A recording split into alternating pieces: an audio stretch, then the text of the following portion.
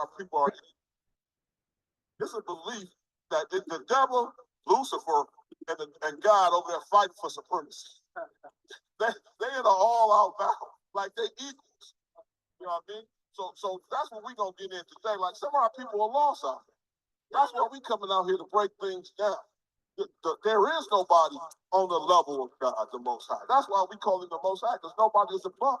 Nobody is even on this plane. But you see, our people are lost. They got, well, he kicked the devil out. How does that even sound? When he could just simply destroy you. You know what I mean? And let's think of the belief of that. He kicked him out. They battled.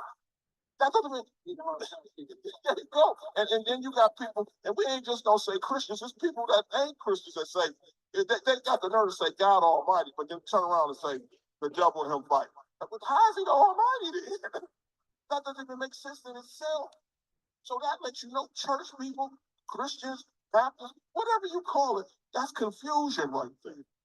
He is the one. He's the only one. And you people got to start thinking like that. Give me what you got, huh? Deuteronomy chapter 32, verse 39. See now that I, even I am he, and there is no God with me. Let me answer. So like, see now that I, even I am he, and there is no God with me. That means there is no equal, no other God with him. Go ahead, huh? There is no God with me. I kill. He what? I kill. Oh, wait 1 minute. What Bible are you reading? God do what? Read that again, huh? I am he, and there is no God with me. I kill. My goodness. Now, how many times have you heard that in the church? God say he kills. So that lets you know he's good and evil. See, our people under the belief that God thinks just like we do. He like, I can't do that because I'm God. God do what he want to do. It just says, I kill. Go ahead, finish that out, huh? I kill, and I make alive. I wound, and I heal. Neither is there any that can deliver it out of my hand. So that right there, that squash that him and the devil battling for supremacy. He said he kill, he make alive, he heal, he do all that. See, that's why we be on not just the Christians, these other people with these beliefs. If this is in the Bible now, but I guess we go into that thing once again. You may have texted. We go in once again under the understanding that him and another being, or these other guys are on the same level. Okay. There you go. He on this. There is no other with him. There you go. He said there is no other God. There's no. All you got to do is read the Bible. It's telling you this. Now, of course, we also know that some of our people are in the thought of the Old Testament. That's why you don't believe he do what he do, because they got you put to sleep. You know what I mean? It's really when you think it's somebody on the level of God, that is an insult. That's an insult. You know what I mean? Because you got to imagine, it's like your parents. You telling somebody they on the same level as your parents.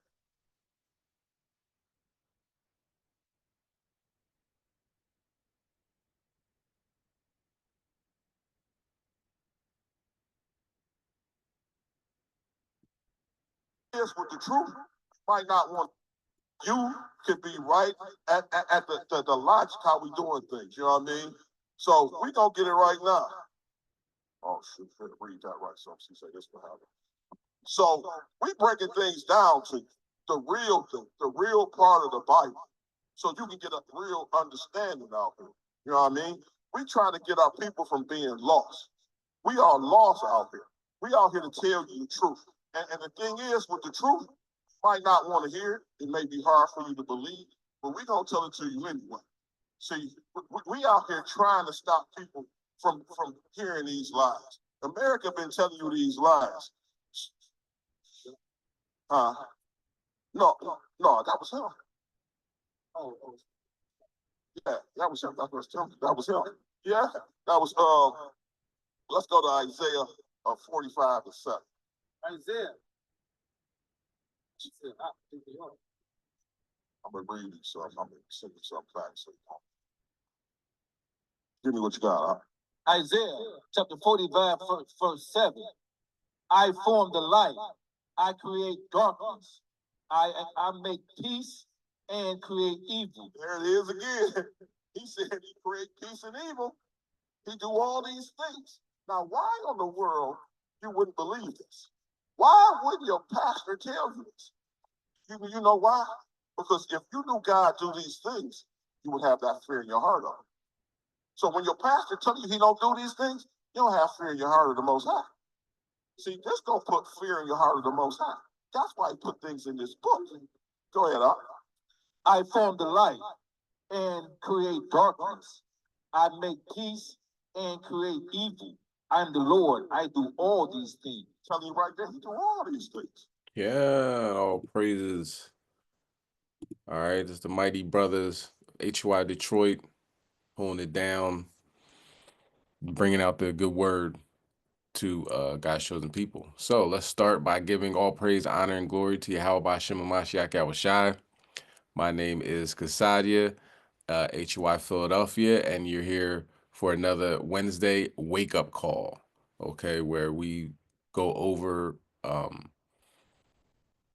current events that occurred during, for the most part, the last week, and tie them to biblical prophecy and see how close we are to that day and time of Yahweh's return and destruction of our enemies. All right, so let's start with Revelation 3, verse 15. This class is called One Foot In and One Foot Out. Something I picked up that Israelites have 1 foot in the world, 1 foot in the truth, and are trying to maneuver in those two worlds, and it's not possible. Okay, you're going to get jammed up. Okay, and some people that we're going to go over, some stories we're going to go over today, people that got jammed up, 1 foot in, 1 foot out. Whether for the most part, they weren't Israelites. They were Israelites, but practicing Israelites. But Jake, nonetheless, for the most part, and how you can get jammed up trying to do two separate things. You know what I mean? Live two separate lives. All right, let's bring that out. Revelation 3, verse 15. It says, I know thy works, that thou art neither cold nor hot. I would thou were cold or hot. Verse 16. So then, because thou art lukewarm and neither cold nor hot, I will spew thee out of my mouth. And that's what we don't want. We don't want the Most High to spew us out of his mouth. We would like to keep him close as possible, have it being under the shadow of his mighty wings, and protecting us, having us surrounded by angels. Okay. But if we are, not doing what we should be doing in this walk, not on fire, not just totally oblivious to it, but just kind of there, he's going to spew us out of his mouth, and we definitely don't want that. All right, let's go to Proverbs 26, verse 11.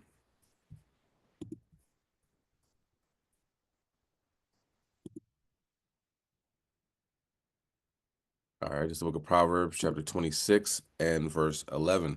As a dog returneth to his vomit, so a fool returneth to his folly. So if you ever had a dog or grew up around dogs, see when they're sick, they usually throw up and they start eating it back up again. It's disgusting, right? That's going back to your vomit. Well, and that's what fools do. Fools go back to their folly, think this was a way to live at one point in time. So Let's go back to the folly. No, that's not the way to go. Like some rappers, though. Rappers have been pretty much made a name in a negative way this week. Getting shot, arrested, what have you. We won't talk about all that. Getting arrested for like hiring hitmen and everything like that. And it's strange because you look at it, like the whole point with rapping was to get out of the streets, to live a better life, not have to look over your shoulder all the time, you know what I mean? Have money for your family, I'm gonna buy my mom a house and, got everybody a Rolex and all this other stuff, right? You know what I mean? To help out the community, help out yourself, all this stuff. But brothers be, once they get it, obviously it's not the answer. Money is not the answer to uh, the main problems that we have as a people. Because if it was, then once you have money, your problems will be solved. You know what I mean? But what it comes down to is following what God says to do. Um, doing what the Most High commands us to do is more valuable than any amount of gold, jewelry, diamonds, whatever. You know what I'm saying? That's the invaluable part. Okay. But let's talk about this. Before I go any further, let me say Fair Use Act, Fair Use Act. This video is protected by the Fair Use Act. This is for educational purposes only, thus being protected by the Fair Use Act. Okay, let's continue.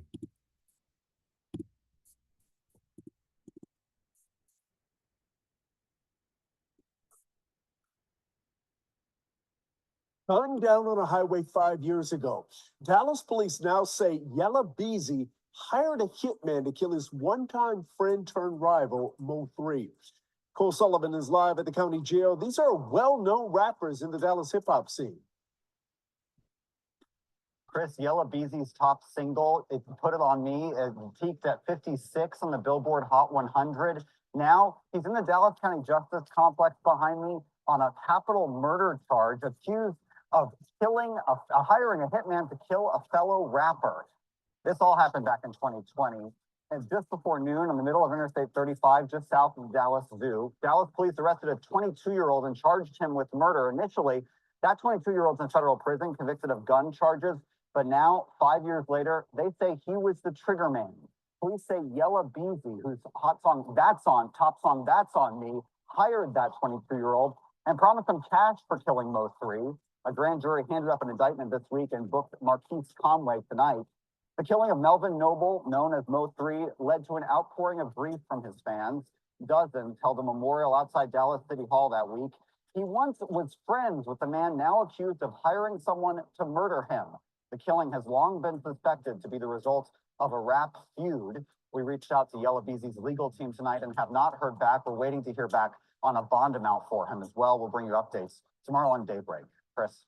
All right, thank you, Cole. We've been following Yella Beezy's career, and this isn't his first run-in with the law. Go to WFAA.com, where we posted a story on his previous arrest, as well as the time he was shot several times in 2018.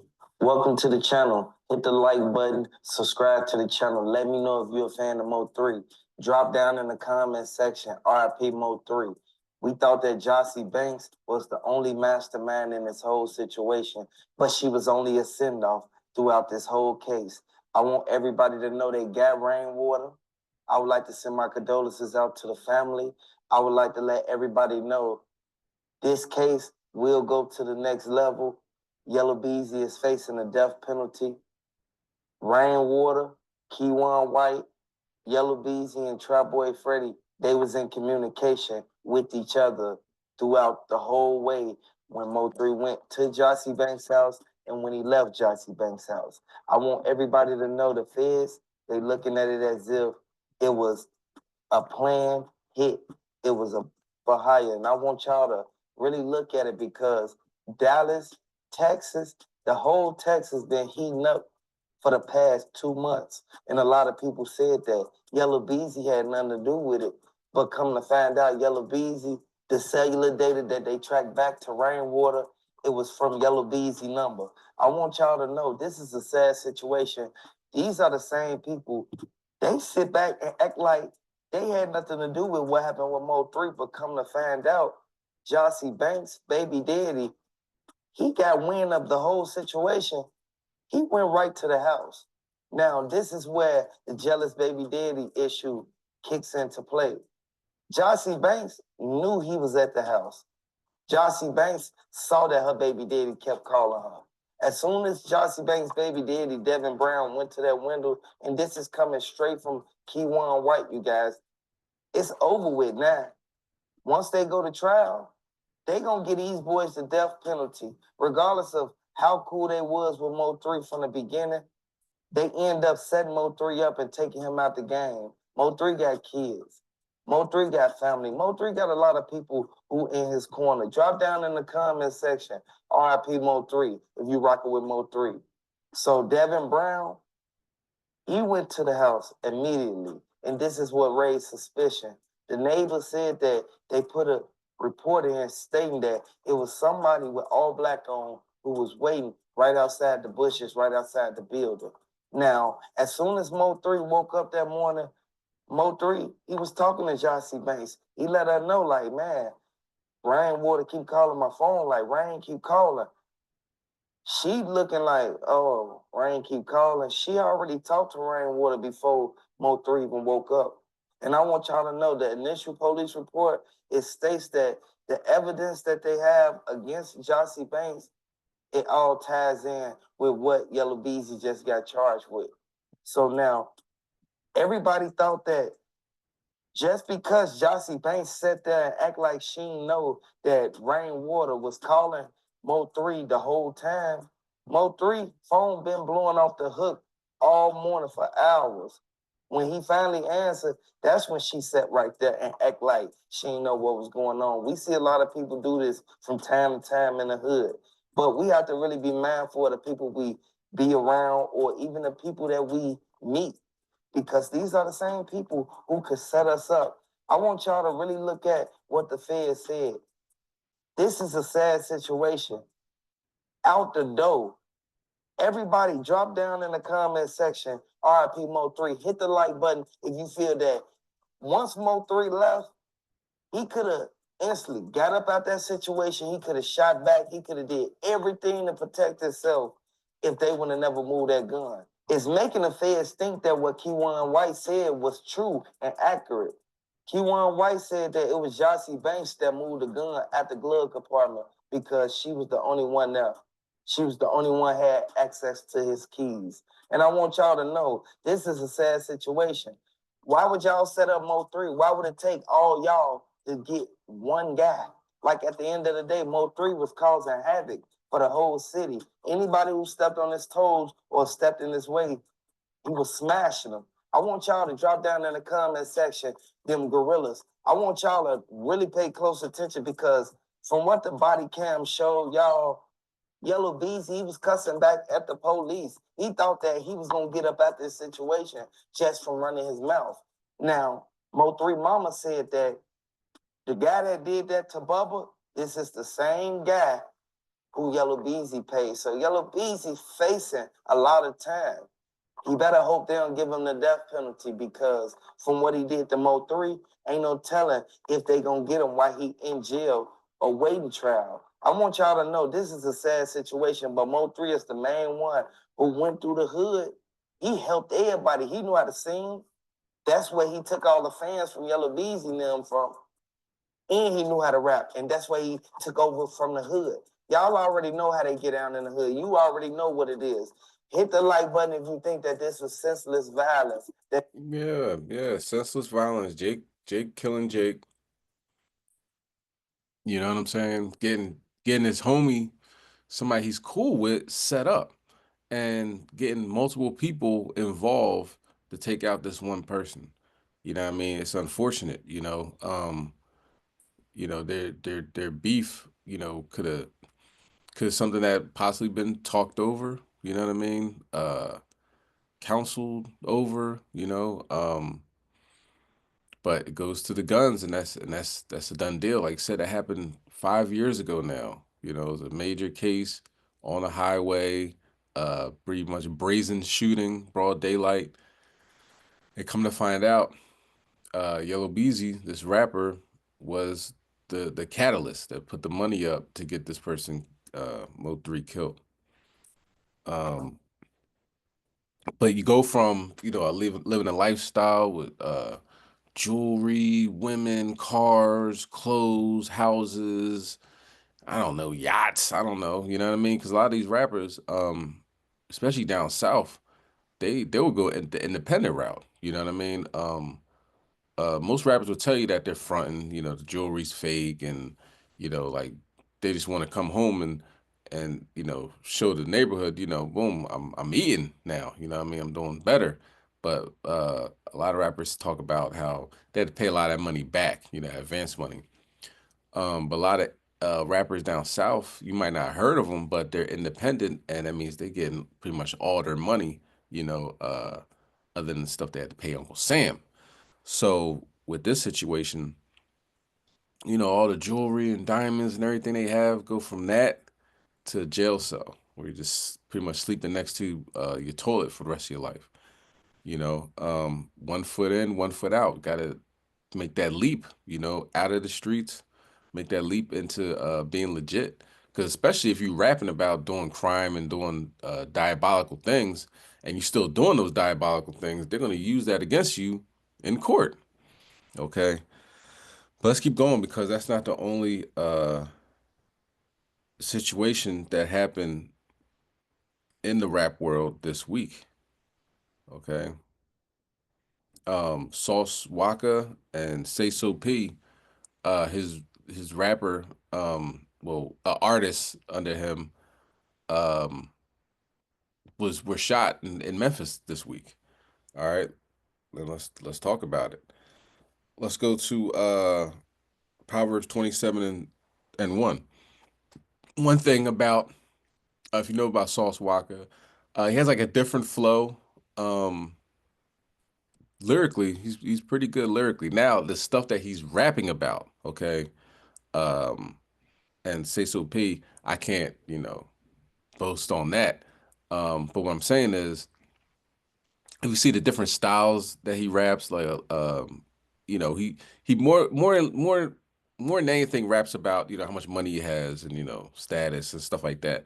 And that's what a lot of rapper is, you know what I mean? Boasting, I got the money, I got this, I got that, I got women, jewelry, so forth and so on. Not so much into like the gangster rap that I, been checking him out. I'll kill you, I'll shoot you, and shoot your baby mom, and all this other stuff that other rappers are into, drill rap, so forth, so on. Maybe as artists more so, but not so much Sauce Waka that I know of, right? Not saying I have every album he ever dropped, but this is stuff I listen to. But, they showed clips of them, oh, we're in Memphis, ain't nobody gonna, people can't come where we coming, you know what I'm saying? This is what real niggas do, and all this other stuff, right? And then not too long ago, not too long after that, shot. So you never know what's really gonna happen. Let's go to Proverbs 27 and 1. Boast not thyself of tomorrow, for thou knowest not what a day may bring forth. So, just assuming I'm gonna be here forever. Look at me, you know what I'm saying? But he didn't know when they went to the mall. I guess someone shopping at the mall. By the time he got back, or the time leaving out the mall, that's when shooting happens. I think it was a mall or a hotel. We'll see in the next video. Verse 2. Let another man praise thee, and not thy own mouth, a stranger, and not thine own lips. That's what rappers do, man. Check me out. Look at this, we got the diamonds encrusted, you know what I mean? Look at the chain and all that, really boasting on themselves. Verse 3, a stone is heavy and the sand weighty, but a fool's wrath is heavier than them both. All right, let's get Mark 6 and 2. 6 and 4, Slakia. So what happened in their situation is, I don't know, the situation. They're saying that the artist, his artist, stole $200,000 from somebody, and then came back to the neighborhood and thought that he can get away with it. you know. Another story, they're saying that the guy shot the artist, he died, and they stood over Sauce Walka and realized it was him and said, "Oh, don't shoot him." Sauce Walka has a lot of respect in the rap game, but still got shot nevertheless, and but he survived. His artist did not. Uh, let's bring that out. CEO, man. Listen, man, make sure you like, subscribe to the channel. Man, this just come in, man. Sauce Walka has been shot. And man, it's crazy, man. The news don't stop, man. I pray for him that he all right, man, down there in Memphis. OG, you there? Yes, yeah, man. I gotta call my boys down in Memphis and find out what the hell's going on with Sauce. How they slipped like that when he was on doing a show or something. I don't know. It was during the day, so it looked like they could have had a studio session. I think you got an artist that's down there as well. The guy, the other little guy, Say So Pete, he didn't even make it. He didn't make it at all. That's the white boy in the picture, ain't it? Yeah, he didn't make it. So it's a trip, man, because you don't really know one day to the next what's gonna happen. You know what I mean? Man, that is crazy. It's crazy, but it's. I was thinking about Sauce because we're supposed to pull up down there in April, right? Yeah. And going down to Houston, and I was gonna try to reach out to him. Now man, this every day is something, bro. That's in Memphis, Tennessee, too. Yeah, y'all was just down in Memphis, wasn't you? Huh? Wasn't you down? Just left Memphis. We just did a Stop the Violence down there a couple of months ago. Wow, man, it's crazy, man. Like I said, you just never know, man. And with everything that's happening now, man, with the rappers, man, it's just like you don't know what the intentions are, what's going to happen, man. I don't know. Anything could pop off when you're dealing with money, when you're dealing with movements, when you're dealing with power, success. You have to have security. You got to take things a lot serious when it comes down to dealing with the way you move. When it comes down to just the way things are in today's times, man. Man, it ain't enough security, bro. It's just like you say, the way the times are right now, and people are popping off for clout, and they going at these boys on something that they hear. It's really it's really heartbreaking to know that we're still in such an avail that these things are happening, and we're doing it to each other, man. Then Sauce, he came out there with you that time when you had seen him out there. I know you sent me pictures. This was about a year and a half or so ago when basically something happened out there. They tried to rob him. They tried to rob him out in that was in LA, right? Yeah, downtown LA.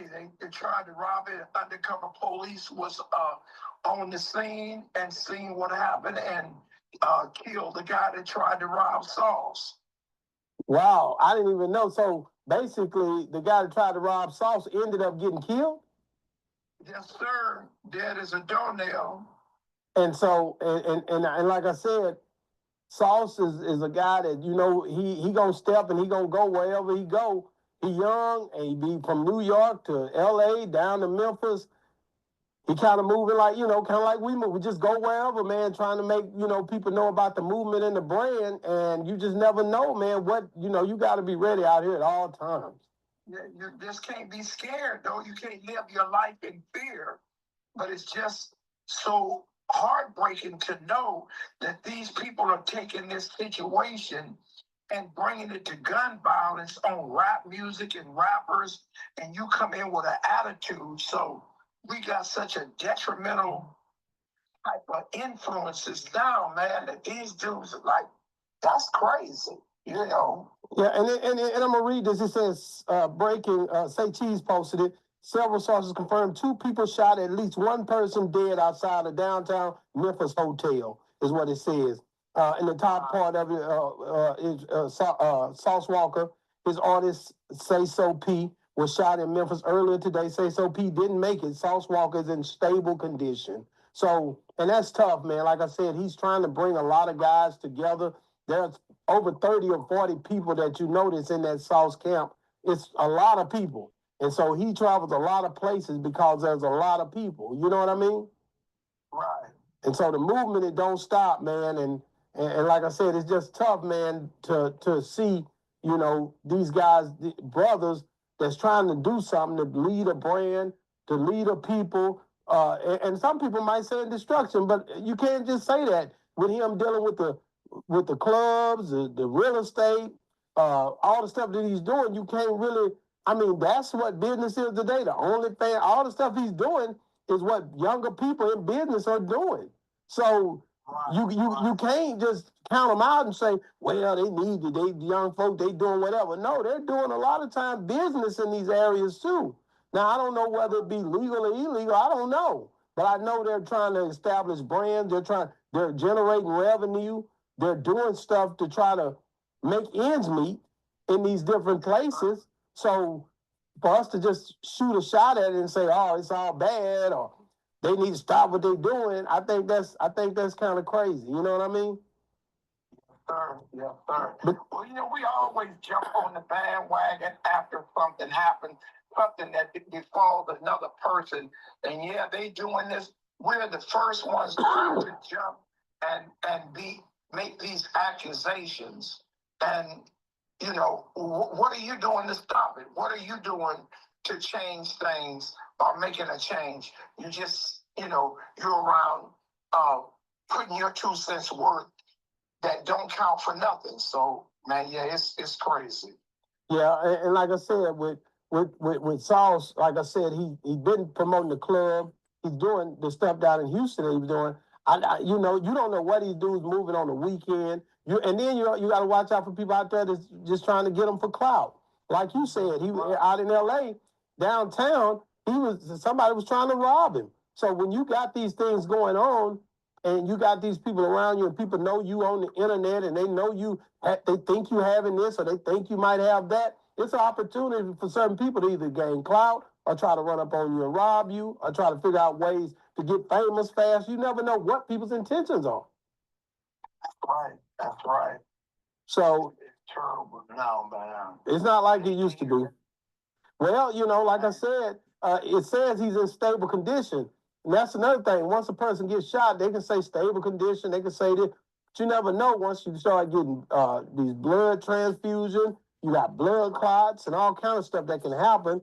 So, but for him to take a loss, for that young man to lose his life down there in Memphis, man, I'm just, like I said, I'm praying for the family. I'm praying that you know that he'll make it through this. Sauce will make it through this. You gotta pray that people are make it through this stuff. You just never know. You young, but it could be anything can pop off, man. At this stage, once you.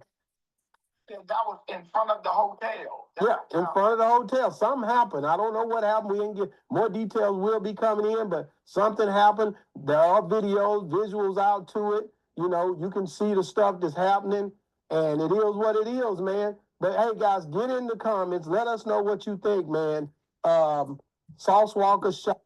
All right. So, yeah, and you know, like I said, I can't vouch for the things that he's saying, but what I can say is that he had a different type of style that other rappers might have gravitated to. You know what I mean? They copy him. It didn't seem like he seemed pretty original in the things he was you know, in his lyrics and the way he was presenting himself.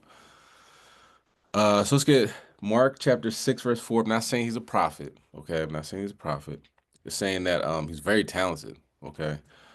He's still alive, so not talking to him like in the past tense, but he definitely did get shot. And like the brother said, he's in stable condition. Doesn't mean, you know, blood transfusions and blood clots, and you never know that what can occur after getting shot. But for right now, he's in stable condition. Mark chapter 6, verse 4, but Yahushua said unto them, a prophet is not without honor, but in his own country, and among his own kin, and in his own house. Say So P from Memphis comes back to Memphis and ends up getting killed.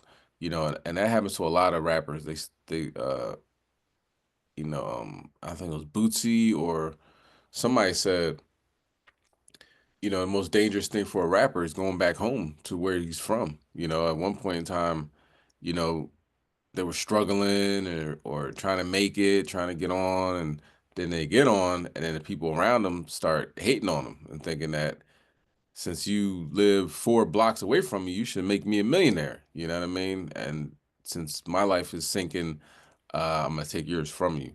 Or, it could be just past beefs, things that, might have got overlooked at one point in time or whatever, but now this person's famous. It's like, all right, if I kill him, now I'm famous. It's really unfortunate. So that's why we cannot have one foot in, one foot out. You know what I mean? Once you're out, definitely stay out. Still, if that is the case, stealing $200,000, people have died definitely for less. So that would be a motive for somebody to kill Say So P. All right, so let's continue on. Didn't stop there. So one rapper killed 5 years ago by a hitman by another rapper. Um, this situation, not sure of the motive, but possibly theft. Killed in his hometown. Now this next one is unfortunate because uh, what it seems like, don't have all the information once again, but it seems like this like mogul, Big U, who has hands in a lot of different things over there on the West Coast. Apparently, was allegedly running a organized criminal enterprise, so to speak. The federales picked him up, which is never good. You know what I mean? Once the feds pick you up, they have all the information they already need. They don't really need you to plead guilty or innocent. It's up to you as far as time goes, but they hardly lose any court cases. Let's go to Galatians 5:9.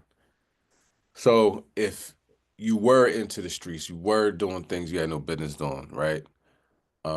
Robbing, stealing, shooting, whatever, selling drugs, and you have opportunity to make out, just get out. What it seems that the feds are saying that they were funding their enterprise through selling narcotics. All right, and he had a like a organization to give back, but he was extorting people to give him money for the organization. That's what they allege. But when you look at the unfortunate part about this with Big U, I don't want to say how fortunate it is because allegedly he was hurting people. You know what I mean? But for him, if he's, living up a persona, they said Debo said, Tiny Zeus Lister said he made his character off of Big U. So if he's living off that persona of being this bad, big bad Crip that'll rob anybody and this, then a third, he said it multiple times, enough on the internet. So when something alleges that he done, it's kind of like, well, you kind of told on yourself. All right. Let's watch this video. And those other people that were involved in this as well. And they're in jail too. So we recovered 49 weapons, 5 pounds of methamphetamines, 10,000 fentanyl pills, and large amounts of cash. The Rolling 16 Crips have been around for decades, and by some estimates, are among the largest gangs in the country, with factions in multiple states. Mr. Henley has been a known member of the Rolling 16 Crips since the 1980s, where he established his reputation and earned standing with fellow gang members. He's been able to use that standing to intimidate businesses and individuals and to commit various forms of violence, including the alleged murder outlined by the U.S. Attorney. He's also been able to influence others to give him money, only to defraud his victims, including defrauding the U.S., the government, the city of Los Angeles, and you, the taxpayer. And look, on this channel, we don't just hold racist Caucasian people accountable. We also hold these type of people accountable, because if you unaliving your people, if you giving your people drugs that can ruin their lives, if you terrorizing your people, you are certified. And Big U, we ain't forget when Nipsey Hussle died, when he was murdered, you went live and said this. And let the record show, if you're listening to this and can't see the screen, he showed a picture of a raccoon. Okay. And while we're here, let's get Galatians 5:9. A little leaven leaveneth the whole lump. So the good that he's doing is overshadowed by I don't want to say the obvious bad.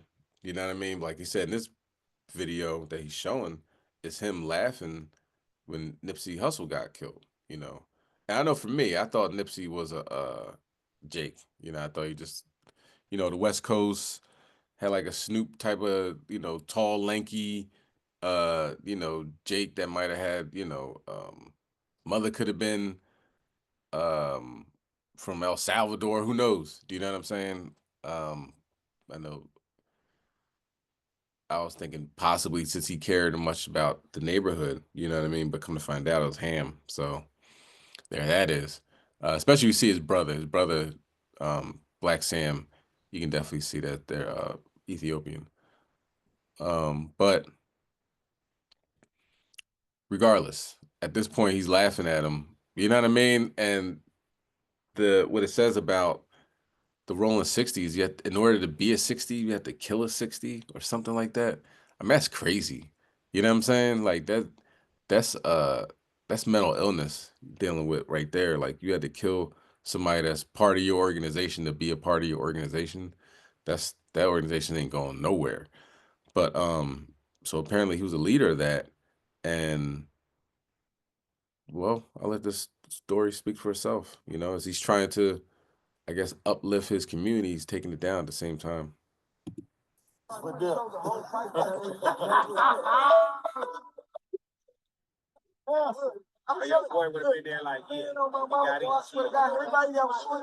You did. You did. But we'll get into that later on in this video. In the meantime, let's get into this article so I can show y'all it's not just racist Caucasians that's trying to hold our people back. And this article is by NBC Los Angeles. It was published March the 21st, 2025, which was yesterday. Eugene Big U Henley Jr. linked to murder of former Crenshaw High football player, feds say. Rayshawn Williams was a rapper and former wide receiver for the Crenshaw High School football team, a longtime gang leader who is accused of using a charity organization as a front to run a criminal enterprise in South Los Angeles, may be linked to a brutal murder, authorities say. Federal prosecutors said there is probable cause to believe Eugene Big U Henley Jr. unalived a man named Rayshawn Williams in Las Vegas and dragged his body in the desert. And look, I want y'all to remember that part. He dragged his body in the desert and left him for dead. And I want y'all to do me a favor. It's a movie I want y'all to watch. It's one of my favorite movies by Spike Lee. I watch it at least 10 times a year. And every time I watch it, I get a new perspective.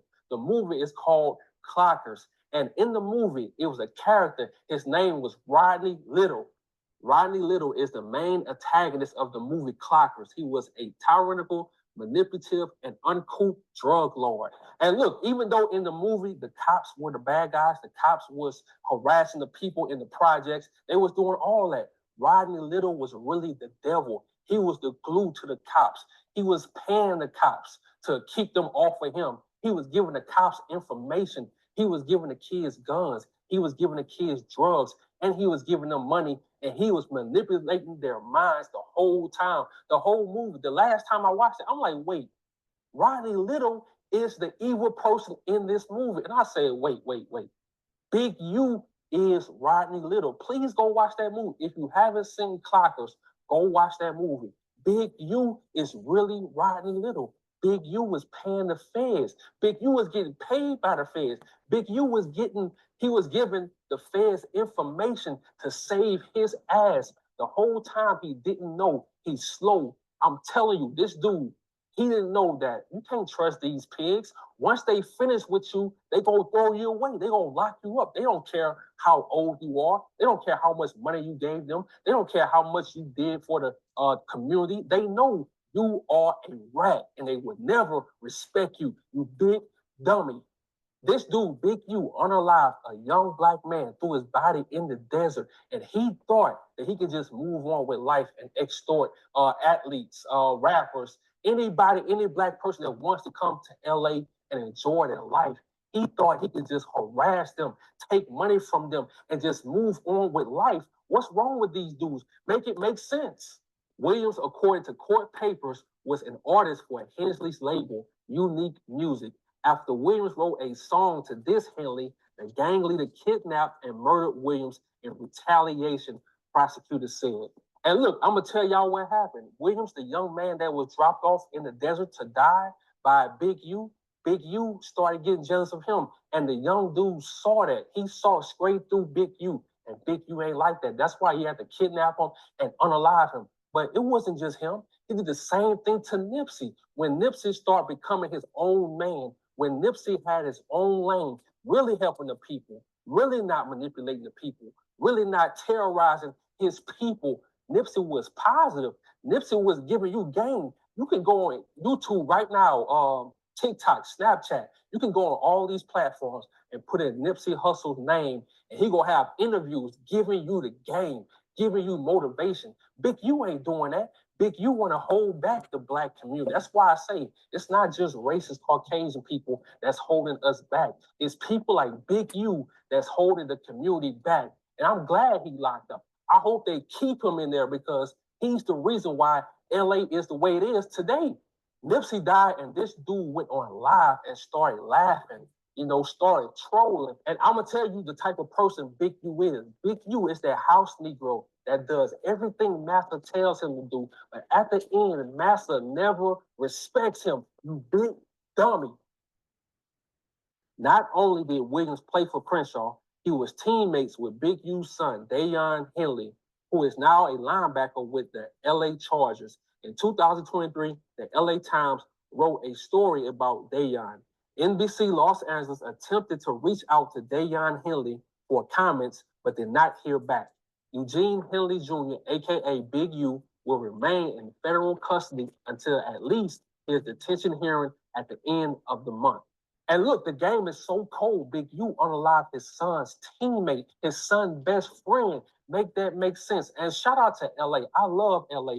I love my people from California. And at one time, LA had the hip hop game in a chokehold. And I say I love my people because in LA, in the South, we have ties. A lot of our people from the South went to California. A lot of our people from the South went to the East Coast. A lot of our people from the South went everywhere across this country. So I have no choice but to have love for my people in LA. But then they start murdering rappers. Then they start extorting people. And I think with Big U being in prison, I think with Big U being gone from the streets, the culture will change. LA would get back to making great music. LA would get back to being a real vibe instead of terrorizing your own people. And look, I'm going to just keep it real. I can't wait until the day we see who the real enemy is. And to me, in my opinion, the real enemy are these cops, these correctional officers that unalive our people in prison and they get away with it. So you can arrest these gang members all day, every day. But when it comes to these correctional officers that unalive our people on video, the whole world saw it. It takes you 3 months to arrest them and charge them. And they still have to go back to court. And we still don't know what's going to happen. They might just get off with this. But when it comes to us, they don't mind arresting us. They don't mind getting on camera and saying we did this. They don't mind doing that. So you have to realize, our people, one day, we have to realize who the real enemy is. So to you, Big U, ain't it ironic how you dropped that young man off in the desert to die? And now you're about to die in prison in the desert. Make it make sense. Rest in peace to Rayshawn Williams. I'm out. This is my last video before I turn myself in. I'm with my family. Talk to my sons. I talk to everybody, man. I'm just saying, Gonna deal with this fight, see what it is. Just want y'all to know, all this stuff is quagmire. Shit is all bull crap. I just need y'all prayers. Need y'all. I don't even know what to say. Done with 21 years, elevated my family, come back, sit in here and write and do what I need to do until I can come back home. People are supposed to help me. I hope you help me. Can't, you don't worry about it. A lot of stuff y'all hearing is straight trash. I appreciate the love and I appreciate people who've been helping me. I don't know. It's hard helping Black people not being hunted for doing it. Question, it might be to this to the right or the left. Reach out to anybody who can help me, y'all. Yeah. Help my own family. Appreciate y'all. Go. So, one thing he was saying was, y'all know how they do get down with Black people. You know how the feds do, you know what I mean? Which is true. You know what I'm saying? Feds will put a case on you that will, bring you down. I'll say like the Gotti brothers, Murder Inc. That whole situation, then when get distribution and all of a sudden the case pops up, not saying they weren't doing nothing wrong, but the case pops up and totally takes that out, you know what I mean? So of course distribution is the Edomites game, you know what I'm saying? So it is possible that, he wasn't doing anything. But the thing about it is when he's on video saying, if you show up here and you ain't check in, then it's gonna be a bad job for you, paraphrasing, then it's hard for you to say you're not extorting people. You know what I'm saying? But we'll see what happens with that. That's fresh off the news cycle.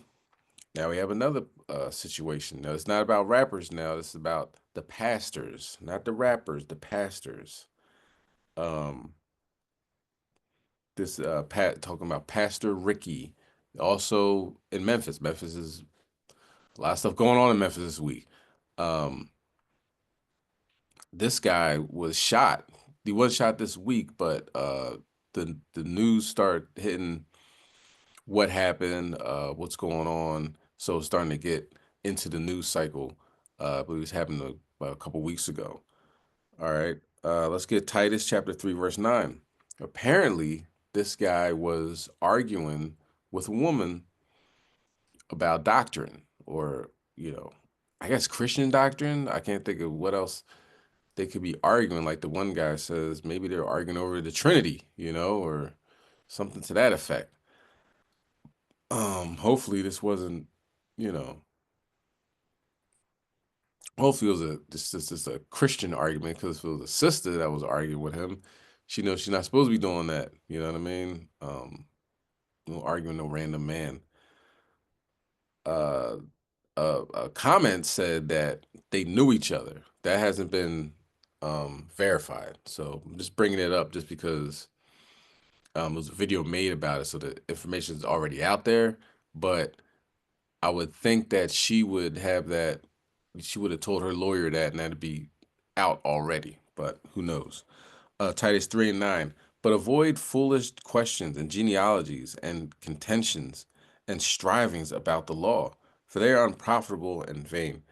So you're arguing just to fight. It's not worth it. You know what I mean? You see as things escalating, just let it go. You know what I'm saying? You're probably not going to win the person over if you guys start fighting over it. You know what I'm saying? And this is a woman, so she shouldn't have been arguing with the man anyway. But where are they at? At a bar. Okay.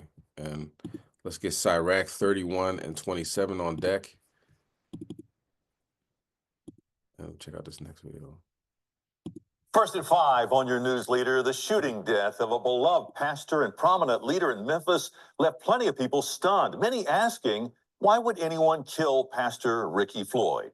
Well, tonight, only on News Channel 3, video showing a portion of what happened the night Pastor Floyd was shot to death. For anybody that can see that, it's him getting out of his truck and walking, seems pretty aggressively towards the person filming. And the person that's filming was the shooter. You see, like, his shirt's kind of, disheveled, if you will, not tucked in, or seems like might have been tucked in and it's not now. He seems a little, doesn't look like himself, so to speak. Let's continue. Good evening and thank you for joining us. I'm Greg Hurst. Hi, I'm Stephanie Skurlock. WREG has viewed the video provided to us by the attorneys of the woman charged with shooting Floyd. We have carefully considered the weight of what's shown and the sensitivity to all involved in this tragedy. But we also believe it's an important part of the story and one you deserve to see. Here's WREG investigator April Thompson. Plenty of speculation surrounding the shooting of Pastor Ricky Floyd outside Mama's Bar and Kitchen March 12th. Phone video captured what appears to be some of the final moments of Pastor Floyd's life. It shows the Tahoe truck he is in putting on brakes, Pastor Floyd getting out, walking toward the person shooting the video as they yell to back up. I'm backing back 3 times now. When I do that, back the up. Then the video drops out. WREG sat down with the attorneys for Samantha Marion, charged with shooting Pastor Floyd to death. They say the video speaks for itself. The video does not capture the gunfire that would have taken place probably maybe 3 or 4 seconds later, but it clearly shows him approaching her aggressively after being told several times to stop and that he should not be, walking up on her like that.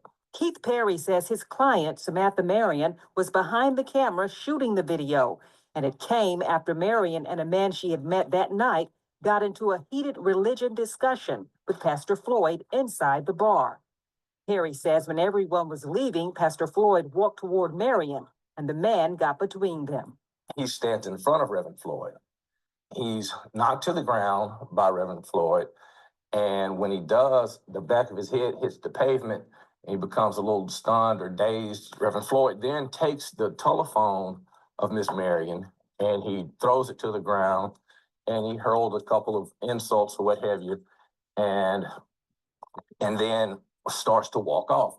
That's when he says Samantha Marion picks up her phone and starts videoing the license plate of the truck, since she had never met Floyd before. That's where the video picks up.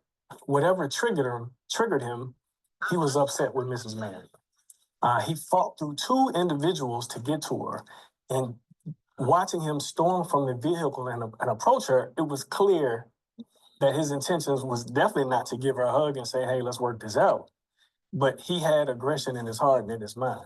WREG acknowledges that this is only one piece of video from that night, and it does not include what police have described as Pastor Floyd holding his hands up and walking backwards away from Marion before falling to the ground. Out of respect for Pastor Floyd's family, WREG reached out to a family spokesperson and shared the video. It was their first time seeing it. At this difficult time, we're just totally focused on prayer and maintaining our faith in the justice system. We trust that it will fulfill its purpose and provide us the answers and the accountability that is essential right now. But Marion's attorneys believe the video shows their client was defending herself, and that should have been taken into consideration when she was in jail 7 days and given a $100,000 bond. You're witnessing a person that has just been assaulted and is getting a tag number and trying to do what they're supposed to do. And you're witnessing a person who, despite the great 58 years that he has lived, and we're not asking anybody in the public to measure him by that last 30 minutes of his life or what have you, but for that last 30 minutes was angry. For your news leader in Memphis, April Thompson, WREG News Channel 3. Okay, so there that is. got to know your audience. Now, of course, said women, you know, our sisters don't argue with men. That's given. Men, you know what I mean? That argument ain't going nowhere as well. You know what I'm saying? But in this situation, this guy seems to be a Christian pastor and might be set in his ways to the point where he's getting out of his car. He left his door unlocked, a door open, car still running to what it looked like to assault this woman. And didn't end up good for him. You know what I mean? That's why this theme of 1 foot in, 1 foot out, even though of course his foot is not on solid ground in the Christian church, obviously not following the law, statutes, commandments, one would assume. You know, having that, you know, it's not saying he can't go out, you know, as long as it's not during the Sabbath, you know, but having an argument with a woman and mama's getting shot in the parking lot is not the way to go. You know what I mean? You got to be have your temperament under control. Okay. Let's go to Sirach 31 and 27. Wine is good. Wine is good as life to a man if it is drunk moderately. What is life then to a man that is without wine? For it is made to make men glad. So, you know, drinking in moderation, you know what I mean? There's nothing wrong with that. Now, I say maybe drinking to excess. You see his shirt, looks like kind of had that drunk look on his shirt. Like, you know, I don't care what it looks like. You know, quite possibly he could have been intoxicated, right, at this bar. Verse 29, wine measurably drunk and in season bringeth gladness of the heart and cheerfulness of the mind. But wine drunken in excess make bitterness of the mind with brawling and quarreling. Like this, he's ready to hop out the car on this woman, and she might have said something real disrespectful, you know what I mean? And he could not let it go. You know what I'm saying? That's what it seemed like. You know, I don't know his disposition, but Eve could say something to make you, you know, and look at your drunk shirt. You know what I mean? Who knows? And he's like, shirt is drunk. I'm really upset. Drunk. Verse 30, drunkenness increaseth the rage of a fool till he offend. It diminishes strength and maketh wounds. So bad things happen when you're just drunk. You know what I mean? You can hurt yourself. You don't remember your strength. You think you got the beer muscles, but they ain't no muscles. They're just beer. Got that liquid courage. And he might have saw that gun and said, what are you going to do? Shoot me? Yeah, exactly. She did. Verse 31, rebuke not thy neighbor at the wine, and despise him not at it in his mirth. Give him no despiteful words, and press not upon him with urging him. Okay.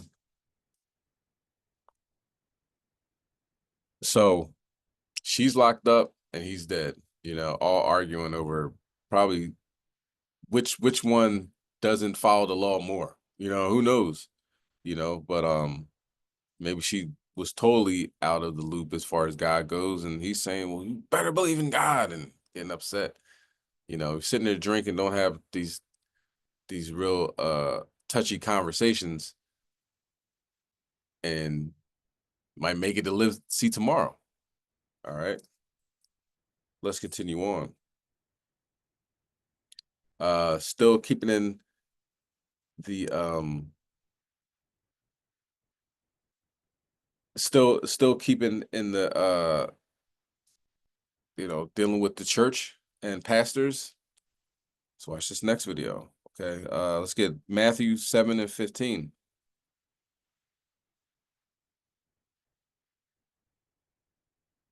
And you know, when you're part of a church, and then this guy part of a mega church, that fall from the top, supposedly fall from grace is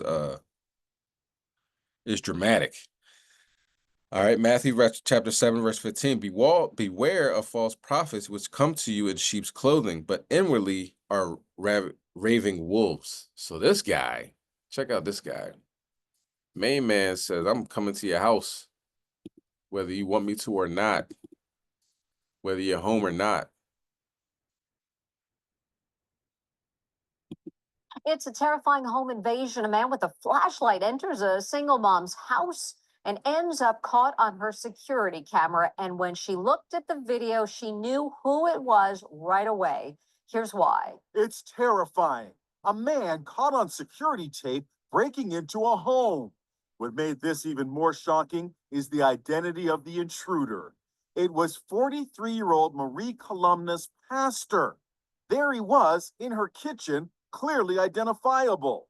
You would never think a pastor would do anything bad to anyone. When you follow God's vision, and it's not just any church, 49-year-old Sergio Guardia was a pastor at a mega church, the 24,000-member Thomas Road Baptist Church in Lynchburg, Virginia.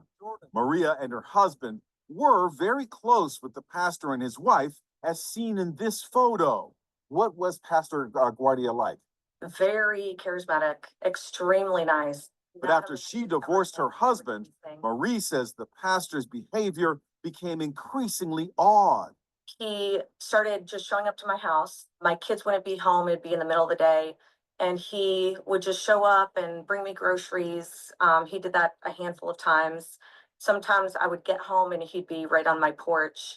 So I couldn't even avoid him. But nothing prepared her for this. Surveillance video, which was taken while she was away for the weekend with her 2 kids. I just couldn't process that it was Sergio.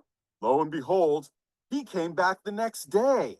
I was watching the live feed of him entering my daughter's bedroom. She called the cops, and you can see them with guns drawn.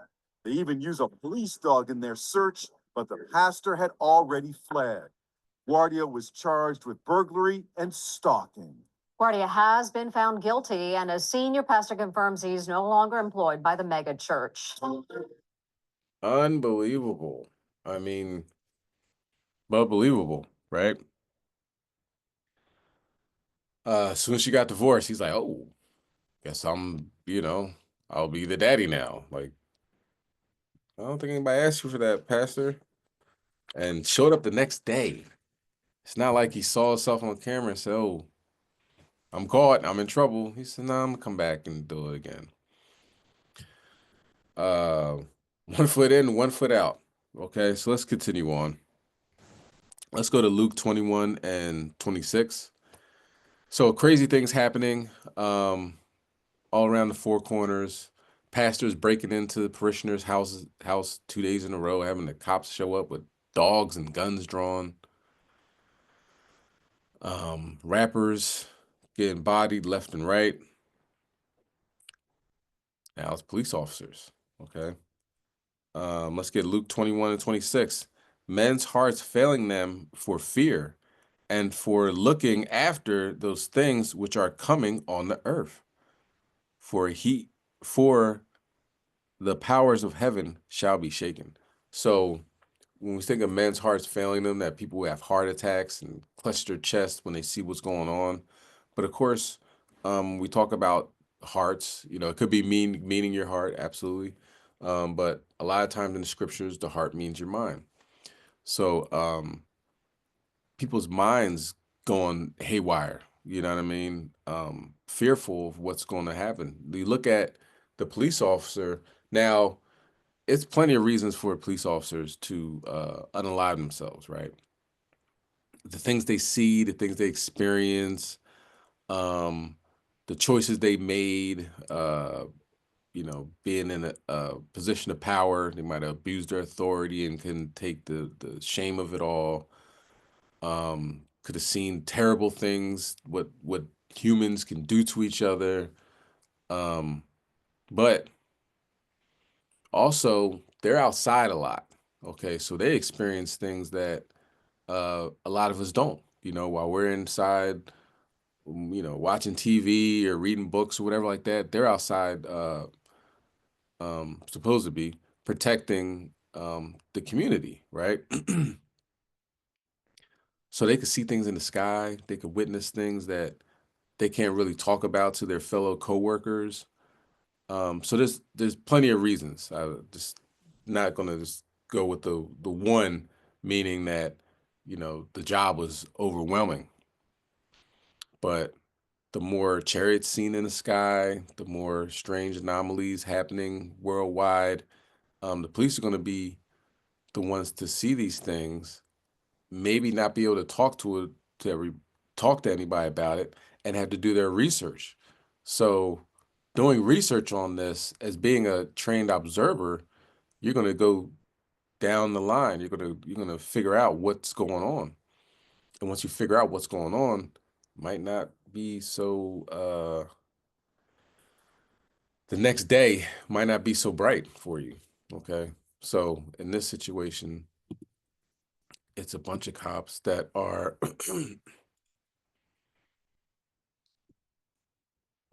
not living to see the next day. Also today, friends and family said goodbye to veteran Harris County Deputy Christina Caller. Her death last week was ruled a suicide. Caller is one of 4 current or former Harris County deputies who've taken their own lives in just the last 6 weeks. ABC 13's Jessica Willey is live tonight, and this is leading to important conversations about the need for support, Jessica. Yeah, Eric, the department has a behavioral health division that has made great strides since it was established in 2020 and has led the way, its director says, among law enforcement agencies. But these recent deaths are raising serious concerns for the deputies organization. The question is, what more should they be doing? It caught a lot of us by surprise. Harris County Sheriff's Deputy Christina Caller left home last week and was never seen again. Houston police issuing this alert. The 37-year-old found on the 13th. She had taken her own life. 3 days later, Maria Vasquez, who left the department in December, died by apparent suicide. William Bozeman, also a former deputy, died earlier this week. Tragic news. One is too many.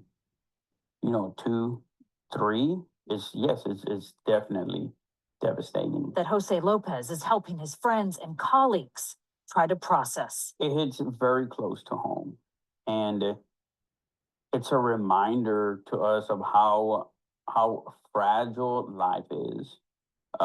It's also a reminder that we do need to look out for each other. We do need to take care of each other. Lopez is the president of the Harris County Deputies Organization, but he knew 2 of the late deputies personally. I knew him for over 20 years. In just 6 weeks' time, 4 current and former deputies have taken their own lives. Psychologist Thomas McNeese is the director of the department's Behavioral Health Division. These last few weeks have been difficult for our staff and for the sheriff's office as a whole. He says he and his division work to provide resources to both former and current employees who are struggling. They embed to help people feel more comfortable. This profession, unfortunately, takes a toll on people, and over time, the longer they're in it, the more of a toll that it takes, and it changes people. First responders historically have a high rate of suicide. It's a combination of things like what they see on the job and then what the job entails. While the department has been focused on mental health, often leading the way, Lopez says these last few weeks have raised questions. We can't help to ask the question of, is that enough? Do we need to do something different? What else can we do? And as they work to support those grieving, McNeese with this message to anyone who might be in crisis. Reaching out, getting some help, doing something to be able to not stay stuck where you're at is really important. Jessica Willey, ABC 13 Eyewitness News. Okay. So that's what's going on in Texas, Harris County, Texas, to be exact. And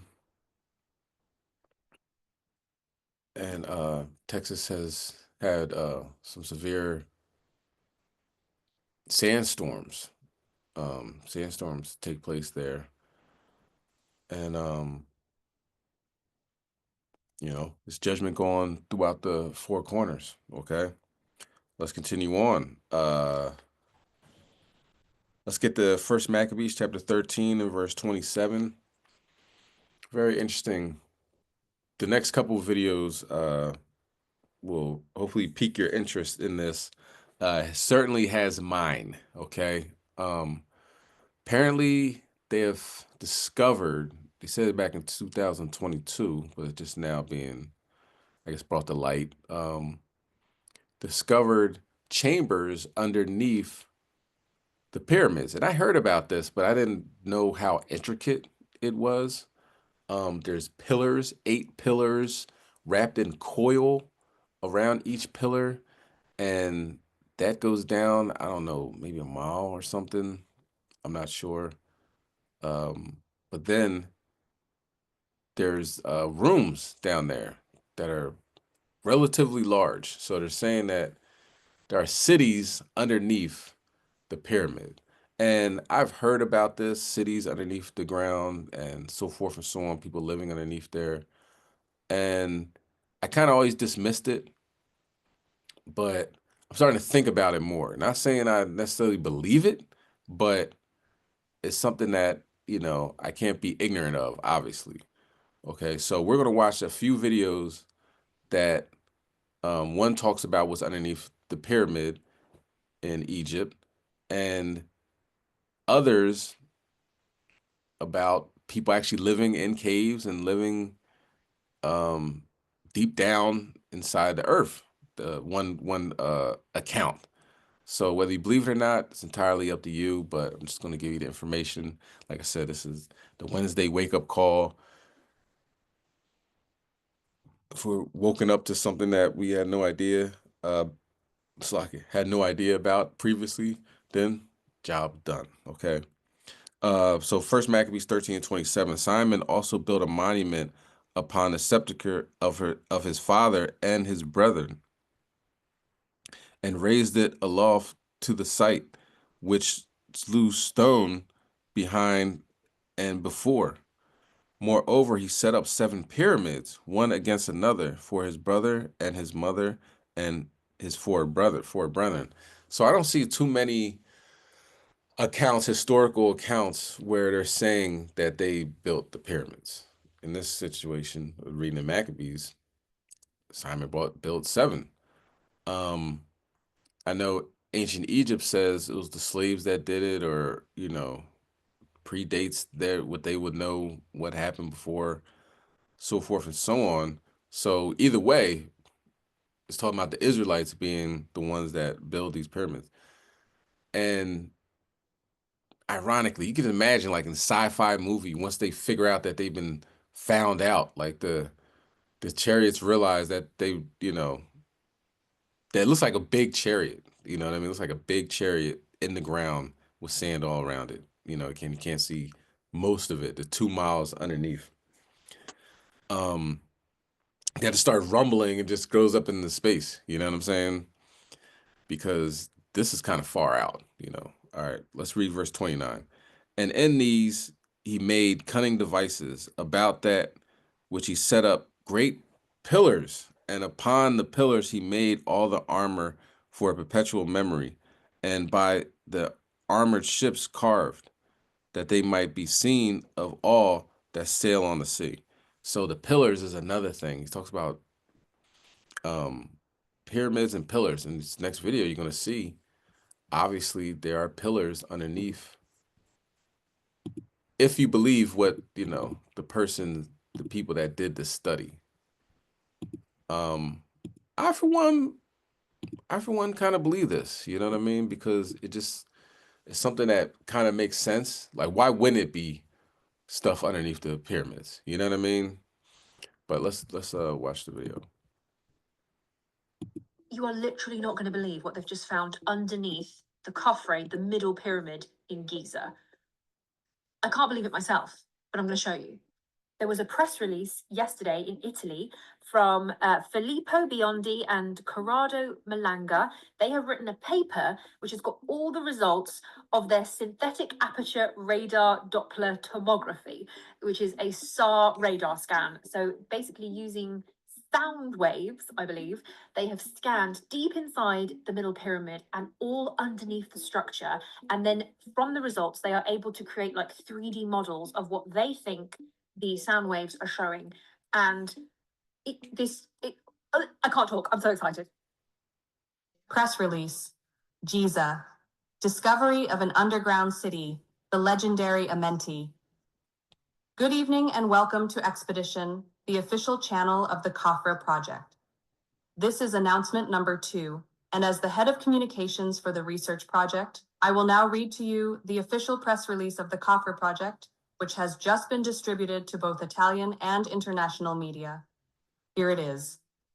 Ladies and gentlemen, it is with great enthusiasm that we officially announce today our research team has succeeded in identifying a vast underground city beneath the Giza Plateau, which corresponds to the legendary Amenti.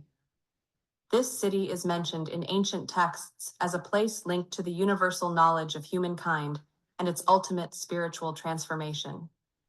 This extraordinary achievement has been made possible through the processing of SAR data obtained from Capella Space satellites. A pioneering technological approach to archaeology. The uniqueness of this discovery lies not only in its immense historical and archaeological significance, but also in the innovative method employed. Thanks to ultra-high azimuth resolution radar imaging achieved through specialized spotlight acquisitions with long Doppler integration, we have been able to extract precise acoustic information. In particular, the satellite data has been processed using a groundbreaking technique, Doppler tomography, developed by Professor Filippo Biondi, an internationally renowned expert in synthetic aperture radar, interferometry, and multichromatic tomographic analysis. So underneath the pyramid, they have found 8 huge cylindrical structures that are aligned perfectly in twos. And there's 4 pairs of them, and they go deep into the earth. So this is the 3D recreation of what the SAR scan shows. So you can see these 8 cylindrical pillars that go deep down, and then each pillar is surrounded by like a circular path or walkway or tube. Okay, this is not all. This is the beginning of it. Not only that, at the very base of the pyramid, like ground zero of the pyramid in the center, they have found 5 of these kind of stacked chambers, which are identical, look like they're kind of identical in size and form as the king's chamber of the Khufu pyramid, the one next door. So these are made with huge blocks of granite, red granite that was brought hundreds of miles away to the Giza Plateau and stacked very specifically in this sort of horizontal sandwich with a convex, oh my gosh, what's the roof? The roof's on the wonk, there we are. Vaulted ceiling, a vaulted ceiling. I'm way too excited. So 5 of them, 5 of these chambers just chilling in the middle of the pyramid, and then 8 cylindrical, massive underground structures that go deep down. And what is under that? I'll show you. So 4 of these cylindrical structures dropping deep down into the earth, they go into 2 square sort of chambers, 2 square empty spaces, which are 80 meters by 80 meters wall to wall. Each of these square chamber walls is 80 meters identically all the way around. Perfect square chambers with 4 cylindrical shafts going into them, or pillars, whatever they are, cylindrical structures with winding, coiled, maybe a walkway. We're not exactly sure. This is just what is showing up from the scans. Oh, and I'm sorry, did I tell you how deep these cylindrical tubes go under the pyramid? 648 meters. 648 meters under the main pyramid. And then you hit the 80-meter 2 chambers. And then this is a map of the whole of the Giza Plateau. So in the center, wait, I'm going to move. This here is the chambers that are in the center pyramid. The cylindrical chambers going down to whatever's going on 648 meters down here. There is evidence that there are more structures that go on for 2 kilometers underneath the Giza Plateau, all interconnecting underneath all three pyramids. And apparently there's going to be more press releases. This is just the beginning. The team are going to do some more press. This is so very exciting. One thing I will say is that the idea that the pyramid was just a tomb for a dead pharaoh, why would you need 648 meters of perfectly aligned north to south pillars that go into an antechamber that then connect to an underground network of stuff? A bit excessive, isn't it? Just for a tomb. This patented methodology enables the creation of three-dimensional reconstructions of underground structures, allowing the identification of corridors, chambers, and tunnels extending several kilometers beneath the surface. These new archaeological findings could redefine our understanding of the sacred topography of ancient Egypt, providing spatial coordinates for previously unknown and unexplored subterranean structures. The research team. A discovery of this magnitude has only been possible thanks to the contributions of a multidisciplinary team of internationally renowned experts. Dr. Nicole Ciccolo, a forensic handwriting expert with over 25 years of experience in civil and criminal investigations. She has worked with numerous Italian prosecutors and authored significant forensic analyses.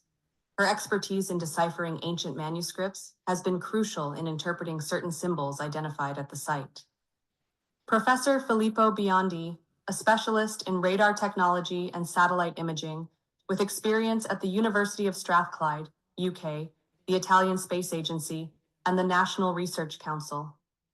He is currently one of the world's leading experts in the development of SAR processing algorithms, with applications in space archaeology. Dr. Armando May, a historian and Egyptologist specializing in the study of pre-dynastic civilizations. He has conducted archaeological field research in Egypt and collaborated with numerous international academic institutions. His theories on the correlation between underground structures and the myth of Zeb Tepi have guided the team's investigations. Professor Corrado Malanga, head of the research project, a chemist and former researcher at the University of Pisa, with a long-standing career in the study of consciousness and the phenomena related to perception of reality. His expertise has enabled the development of new interpretative models for analyzing the discovered structures. The support of Capella Space, a new frontier for archaeology. This demonstrates how the integration of space technology and historical research can overcome the limitations of traditional archaeological investigations, allowing us to map the subsurface of Giza without invasive excavations. Capella Space's SAR satellites, capable of producing radar images with centimeter-level resolution, have made it possible to generate highly precise acoustic images of Giza's underground, finally revealing to humanity the existence of the halls of Amenti. Project presentation events. To provide an in-depth look at this extraordinary discovery, the CAFR Research Project SR Technology has organized 2 exclusive conferences, both to be held at the Hotel Castello Artemide Congressi, Viale Terme 1010/B, 40024 Castel San Pietro Terme BO, Italy. March 15th, 2025. Seats still available. A press conference for accredited journalists only, which will be held both in person and remotely. All relevant documentation for journalists can be found via the link in the description of this video. March 16th, 2025. Event sold out. The official technical conference, featuring the research team, where the findings and Doppler tomography imaging will be presented for the first time. The overwhelming interest from the public has led to a sold-out event within days. The future of the project.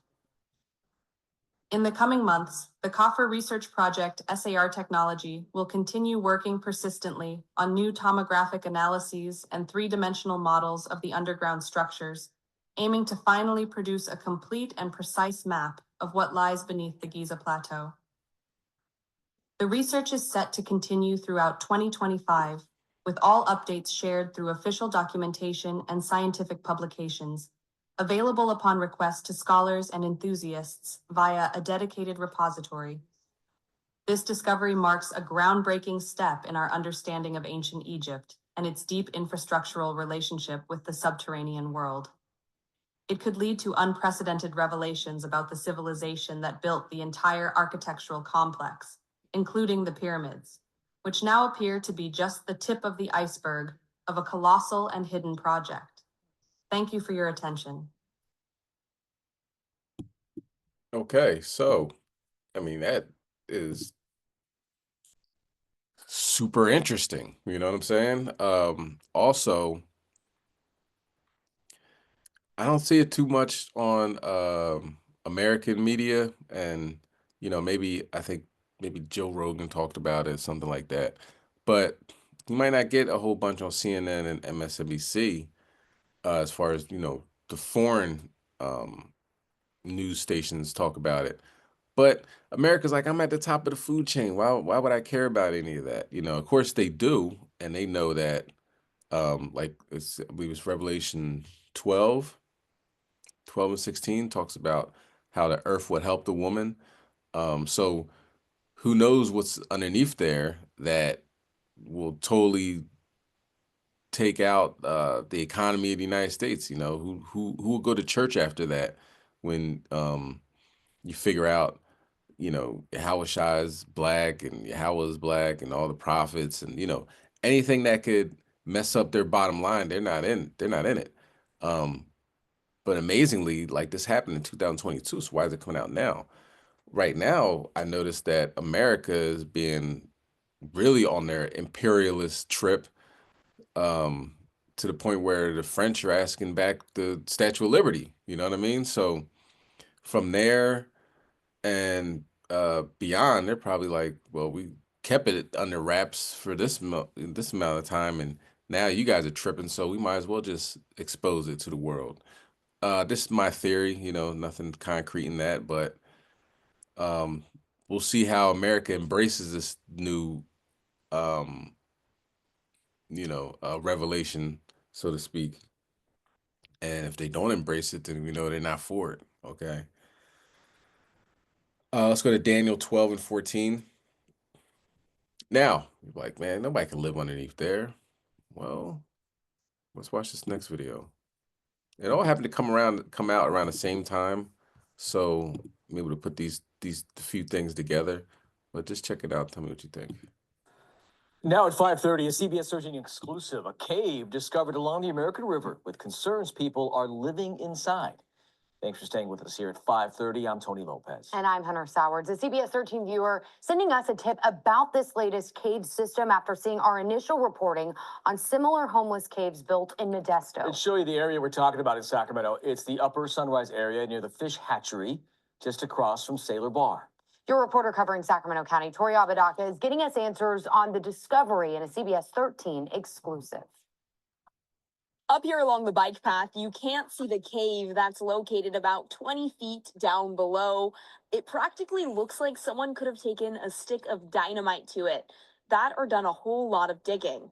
Well, we're learning maybe someone did. A huge hole in the hillside. I couldn't believe what I was seeing. It's what Albert McCoy spotted from across the way while at Sailor Bar Sunday. I was watching the little, mom and the baby ducks doing their thing, and then I seen a man disappear into a hole in the riverbank. He captured these photos of what appears to be homeless men popping in and out of the somewhat camouflaged cave along the American River Parkway. And then when the other guy came out about 45 minutes later, he was yawning like he just woke up and came out and did his business right there on the riverbank. He called CBS 13 in to investigate after seeing our coverage of the hidden homeless caves along the Tuolumne River in Modesto. Seeing your previous story kind of brought it on my radar. Just a few steps from the rushing water. This is a full-blown tunnel. This is serious business here, this. We saw the massive cave opening for ourselves. I'm about 5'6", but you can see that it is well over my head, probably over 6 feet in height and about 40 feet deep. I mean, we are practically inside a tunnel at this point. From the outside, you can see it towering over me. We asked Sacramento County about this, and within an hour, we saw some action. We watched park rangers climb down the hillside, but we had to direct them to the cave from across the water. Sacramento County tells me its park rangers have known about this cave, and it was likely created for mining many, many years ago, possibly even before the parkway existed. The county couldn't tell me why the cave was never filled in, but said it will be increasing patrols. And if the river rises, looks like about 5 feet, it's gonna flood into that tunnel in that space. And then who knows what could happen then? A hole appearing to be used by the homeless, hidden in plain sight. A spokesperson with Sacramento County tells me that the cave is located technically on state land. The county just has day-to-day jurisdiction over it, and it says that it's never had any issues here in the past, but now it is investigating. All right, Tori. All right. So, just in case you didn't think people could actually live in caves, Esau's good for that. But there it is. That's a recent account of people living in a tunnel or in a cave. Now this one it gets weird. Okay. This story came out about 2 weeks ago. Well, the video for it came out 2 weeks ago. But just watch this. Let me know what you think. Feel free to write in the comments section. It's pretty far out, but what triggered this was seeing what they were talking about with the pyramids of Giza. Like, hold on, didn't I just see something about that? But let's get Daniel 12:4. For thou, O Daniel, shut up the words and seal the book, even to the time of the end. Many shall run to and fro, and knowledge shall be increased. Okay, now is this knowledge being increased, or is this a tall tale? You let me know.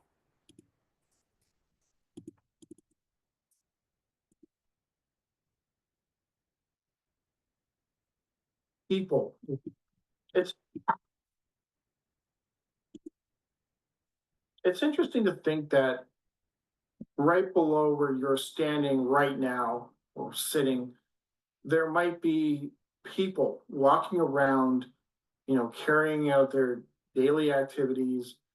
And like we always think about outer space, we always think about the bottom of the ocean, those places that are unexplored, but we don't typically think about what's in the underground. We don't typically think about what's beneath us.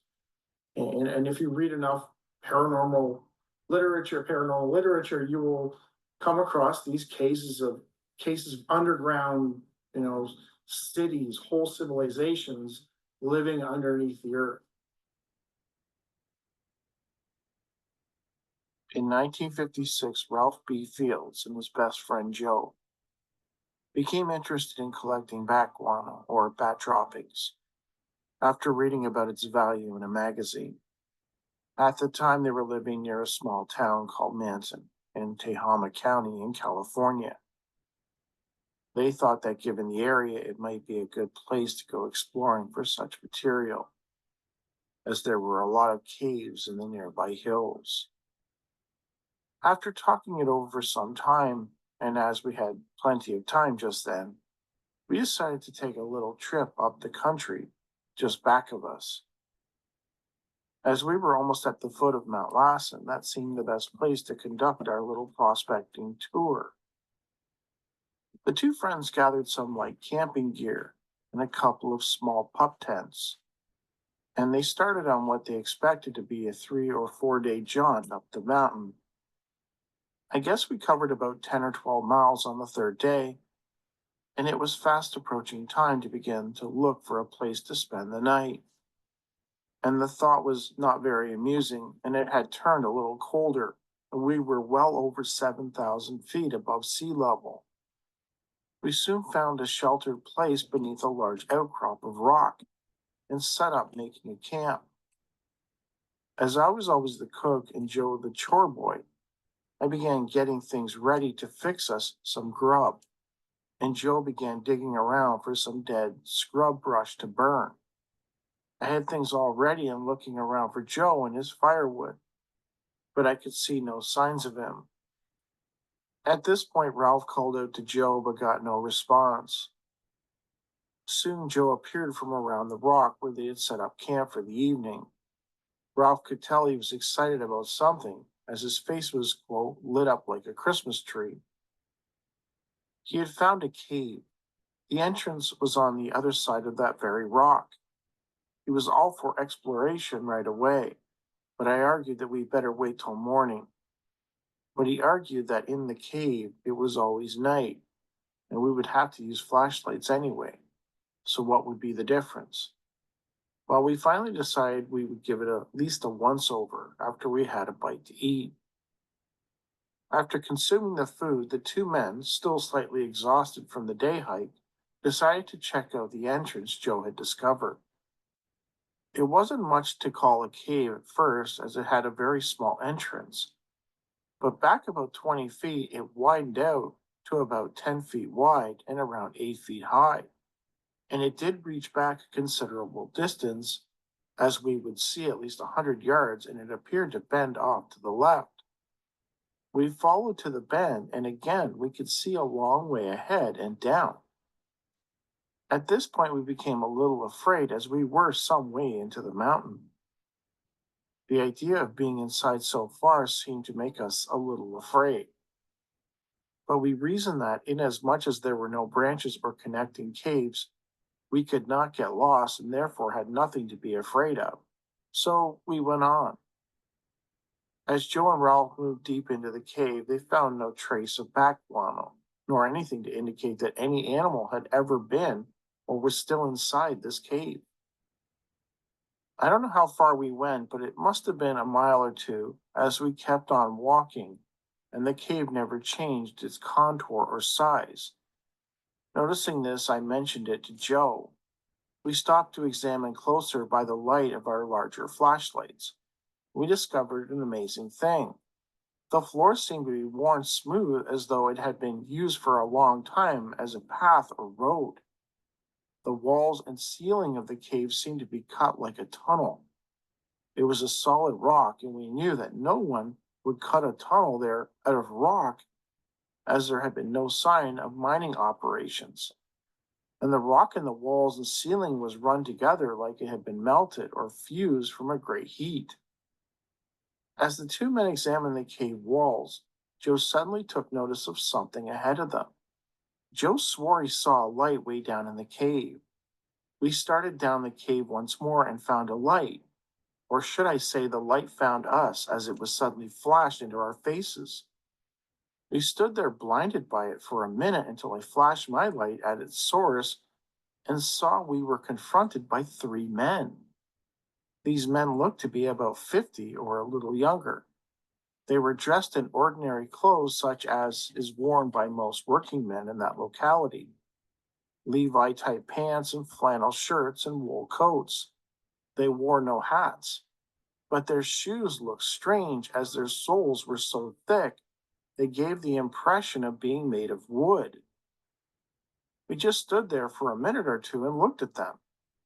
We had no idea there was anybody within miles of us. And there stood three men looking at us in a cave a mile or so in the depths of old Mount Lassen. To make matters worse for Ralph and Joe, neither were carrying anything that could be used as a weapon. I was scared. We were unarmed, and we knew nothing about these men. One of them spoke to us. He asked us what we were looking for. I told him, back guano, but I could see he didn't believe it. We both tried to convince him, but he just smiled. We had a little argument with him, but fearing they might be some criminal gang in hiding, we came to the conclusion that we'd better retreat. As Ralph and Joe turned to leave, they discovered that their exit was blocked. Two men of equal size and appearance suddenly emerged out of the darkness and confronted them. I can't find any way to express the fear and utter helplessness I felt in finding our retreat cut off. One of these strangers told us, "I think maybe you better come with us." We were in no position to argue, though we both would have liked to do a little of that right there, but we had no way of enforcing our arguments. So we permitted the five to escort us deeper into the depths of old Mount Lassen. The two men were led, Ralph guessed, a couple miles when they came to something that truly amazed them. We came to a place where the cavern widened out a little and we saw some kind of machine, if it can be called that. Though I had no chance to examine it closely at the time, I did later, and it was a very strange contrivance.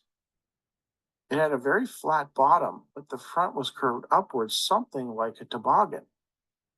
The bottom plate was about 8 inches thick, and it was the color of pure copper, but it was very hard tempered. Although I've had a lot of experience with metal and alloys, I had no opportunity to examine it closely enough to determine just what it was. I doubt very much if I could. Ralph claims that it had a seat in front directly behind a heavy dashboard.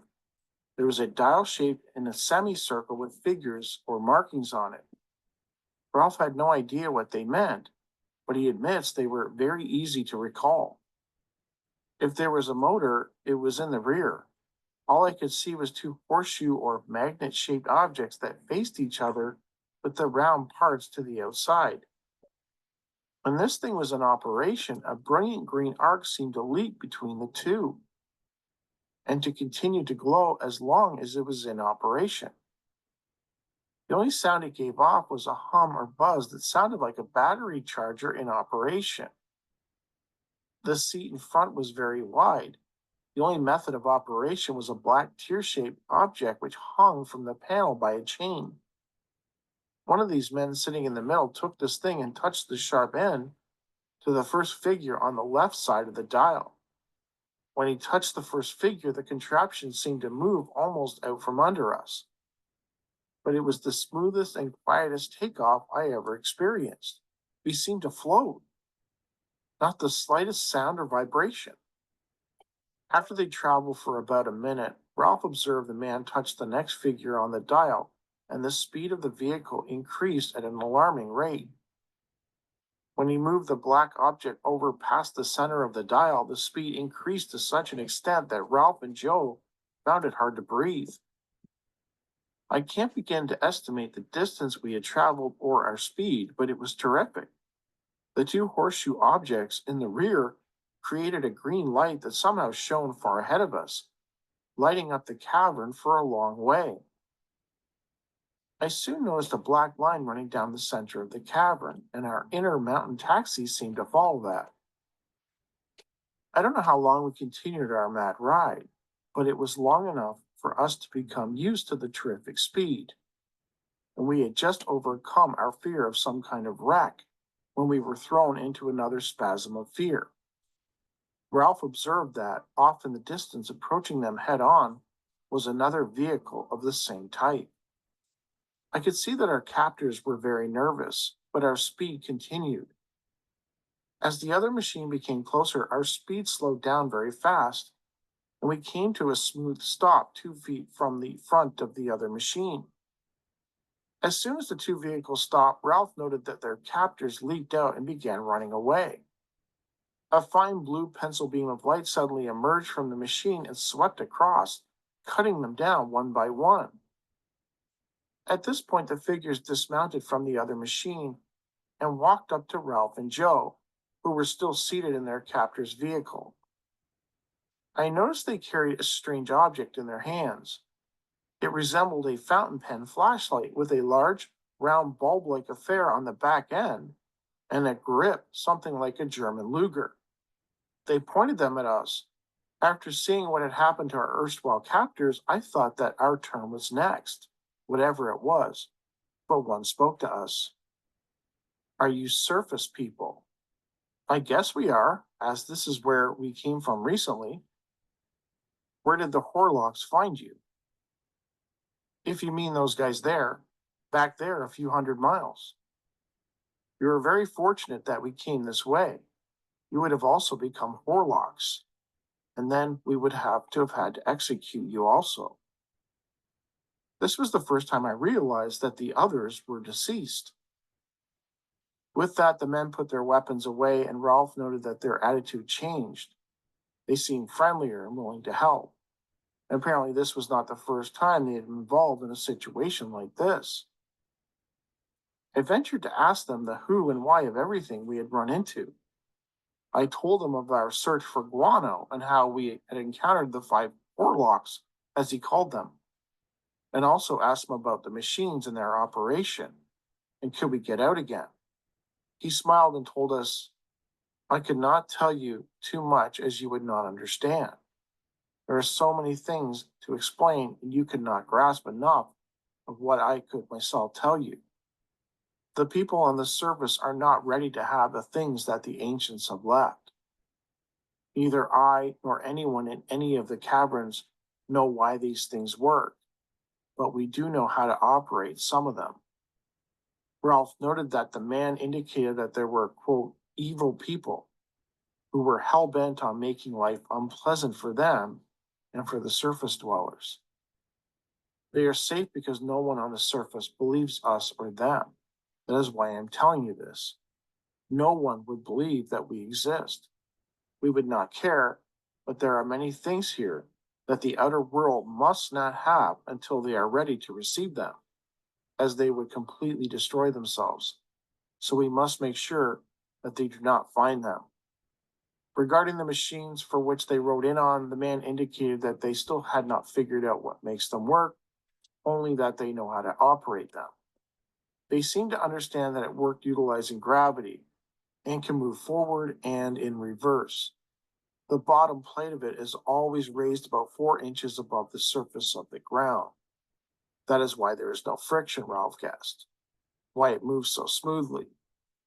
The object suspended from this chain is pure carbon. It is the key to the entire operation. As I told you before, I cannot explain why it runs, but it does. We want you to return to where you came from and forget about us. We will show you how to operate the sled, and we want you never again to enter the cave.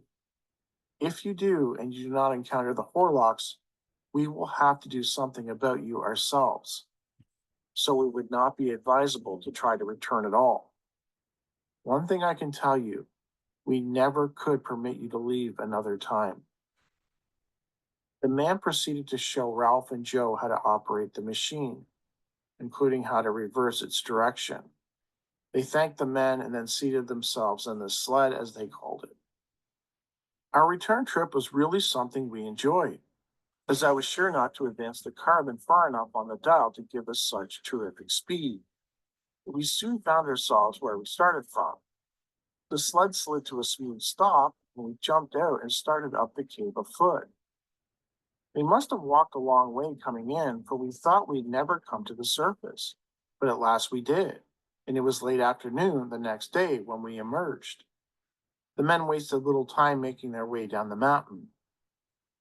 Joe indicated that he had no interest in ever returning, whilst Ralph was curious about what other wonders might be lurking down there. What is the answer to the whole thing? I would like to know. We have been told just enough for me to believe that down there somewhere there were and are things that might baffle the greatest minds of this earth. This case was actually covered in an episode of Mysteries in the National Parks, Season 2, Episode 3. They did an episode about on Mount Lassen. And they did briefly cover this case. They just kind of showed how these 2 men were in this underground cavern, and they encountered these 3 men who basically asked them if they were surface people. And they didn't really go into it much beyond that. So I really kind of wanted to, delve into it a little bit.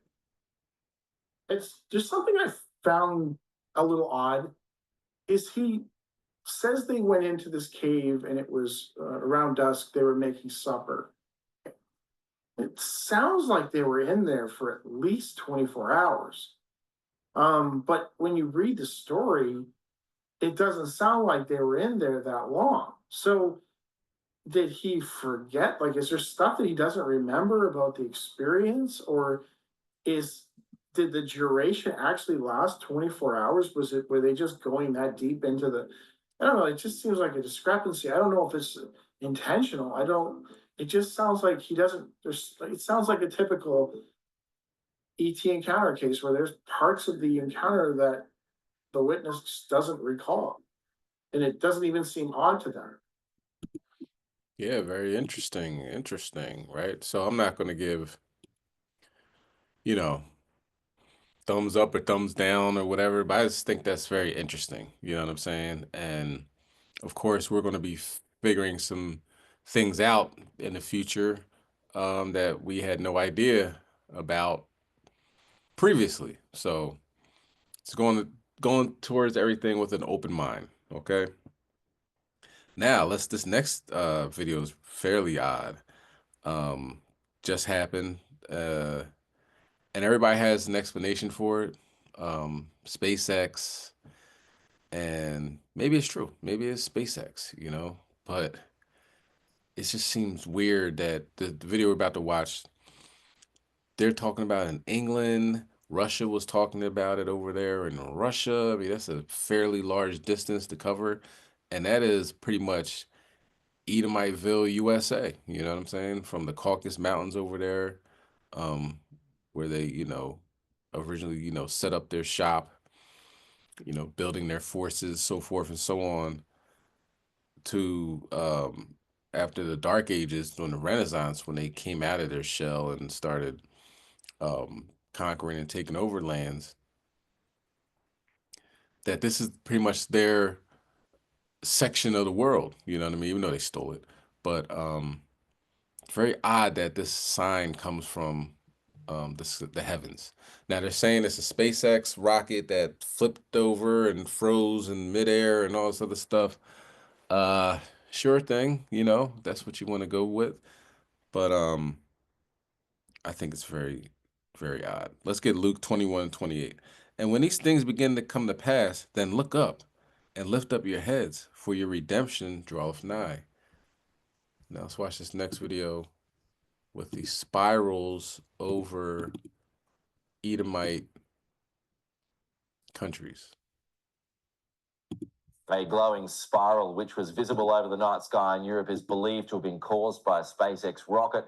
The cloud-like shape was visible for several minutes, confusing many who posted photographs to social media. If you're amazed by that, wait till you see this, because if you were looking up at the sky last night, you might have suspected you were seeing your first UFO. Can I just say, this really happened?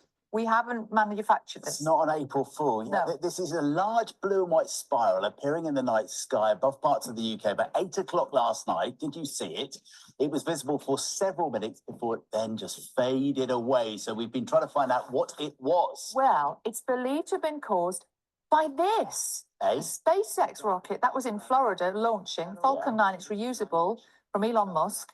It was on a classified United States government mission. Have you been reading about this on a WhatsApp? It's thought the spiral was formed when the rocket then ejected its leftover fuel and froze in the air due to the altitude. Light was then reflected off the frozen fuel, making it visible like that here on Earth. And it's got stars and a heart shape around it. Oh no, it did have, it's gone. But yeah, If you saw it last night, we've got some great pictures, but if you've got any images you'd like to send us as well, there's the number. WhatsApp us some pictures. Tell us where you were, and we'll try and build up a sense of where it was brightest and best. But it really is. Never seen anything like it before. Sure they weren't shooting a Marvel movie in Oxfordshire? Are we It's sure? like the Batman thing, isn't it? Yeah. It's a little bit, isn't it? Also, this is a crazy sight. Look at that right there. A mysterious spiral appearing in the middle of the northern lights in Alaska. Scientists say it happened just before 2 a.m. Saturday. It lasted for just a couple of minutes. Scientists say that spiral was likely caused by a rocket engine exhaust from a SpaceX mission that launched Friday night. So the launch passed over Alaska, and they say that spiral was likely created by water vapor in the engine exhaust freezing at high altitudes and then catching the sunlight. It's an amazing sight on top of an amazing sight. If you were looking up at the sky last night and it was clear, you might have suspected you were seeing your very first UFO. Here's why. Yeah, a large blue and white spiral appeared in the night sky above parts of the UK about 8 o'clock yesterday evening. It was visible for several minutes before fading, and we thought we'd try to ask this morning, what was it? That picture's astonishing. It's believed to have been caused by this. This is the SpaceX rocket launch in Florida, the Falcon 9 reusable rocket from Elon Musk was on a classified United States government mission. This is not going to help, is it? All the conspiracy theorists thought the spiral was formed when the rocket ejected its leftover fuel, which froze due to the altitude. And then light was reflected off the frozen fuel, making it visible on Earth. And lots of you spotted it. You've been sending in your pictures, which I'll show you now. That's incredible. From Chris in southwest Scotland. That's absolutely gorgeous. There's another one coming up now. Cameron in County Durham took that one. Not just in northern parts of the UK, Matt sent us a picture from Essex where he caught a glimpse. Look at that. And Shirley in Derbyshire was out with her phone. Well done, Shirley. They are great, aren't they? I think Incredible. I didn't see it. I wish I'd stayed out. And one last one from Megan in Northamptonshire. Stayed out. Were you out last night, John? I was inside with the curtains closed at 8 o'clock. But now I know the one I was missing out on. Matt's with us this morning. I guess the fact that it was clear skies in a lot of places last night really helped with the visibility. View for it, wasn't it? It's almost like a portal to another dimension, isn't it? Yeah. Don't say that.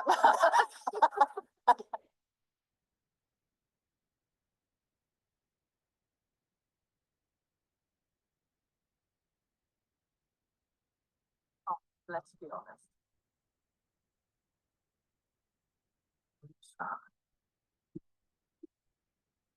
And to be her? Yeah, from space. Do you recognize that? Yeah, it's in my space book. That's the Milky Way. No, it's not. What is that?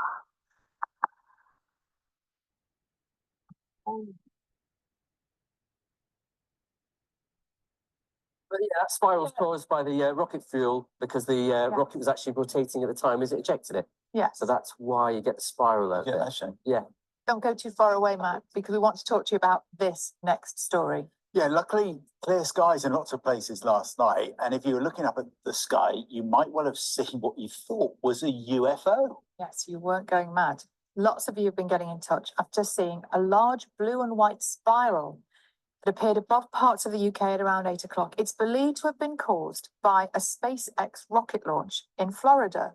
Yeah, it was a Falcon 9 reusable rocket from Elon Musk's space company. Matt will explain a bit more about how it produced these pictures. But look, loads of you sent in these pictures. Let's have a look at them. Yeah, this one's from Chris in southwest Scotland. Look, so that for real appeared in the sky last night. That really is it. That's not like AI or anything. This was Cameron's view in County Durham. Look at that. Consistent, Yes, I think it's very fair to say. consistent.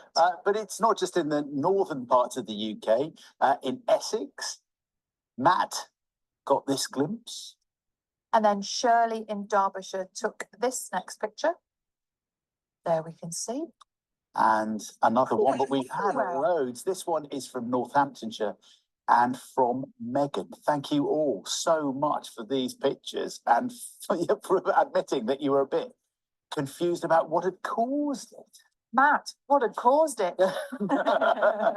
It was, of course, Falcon 9 space rocket with SpaceX. It was taking a satellite into space, departed from Florida a few hours earlier. But of course, at some point, way up, it's about 50 miles up in the atmosphere, those two depart from each other, and the rocket, being a reusable one, returns to Earth. And to make that a safe return, it gets rid of its fuel. And so what you saw was the fuel being ejected from Falcon X. It's about minus 70 degrees up there.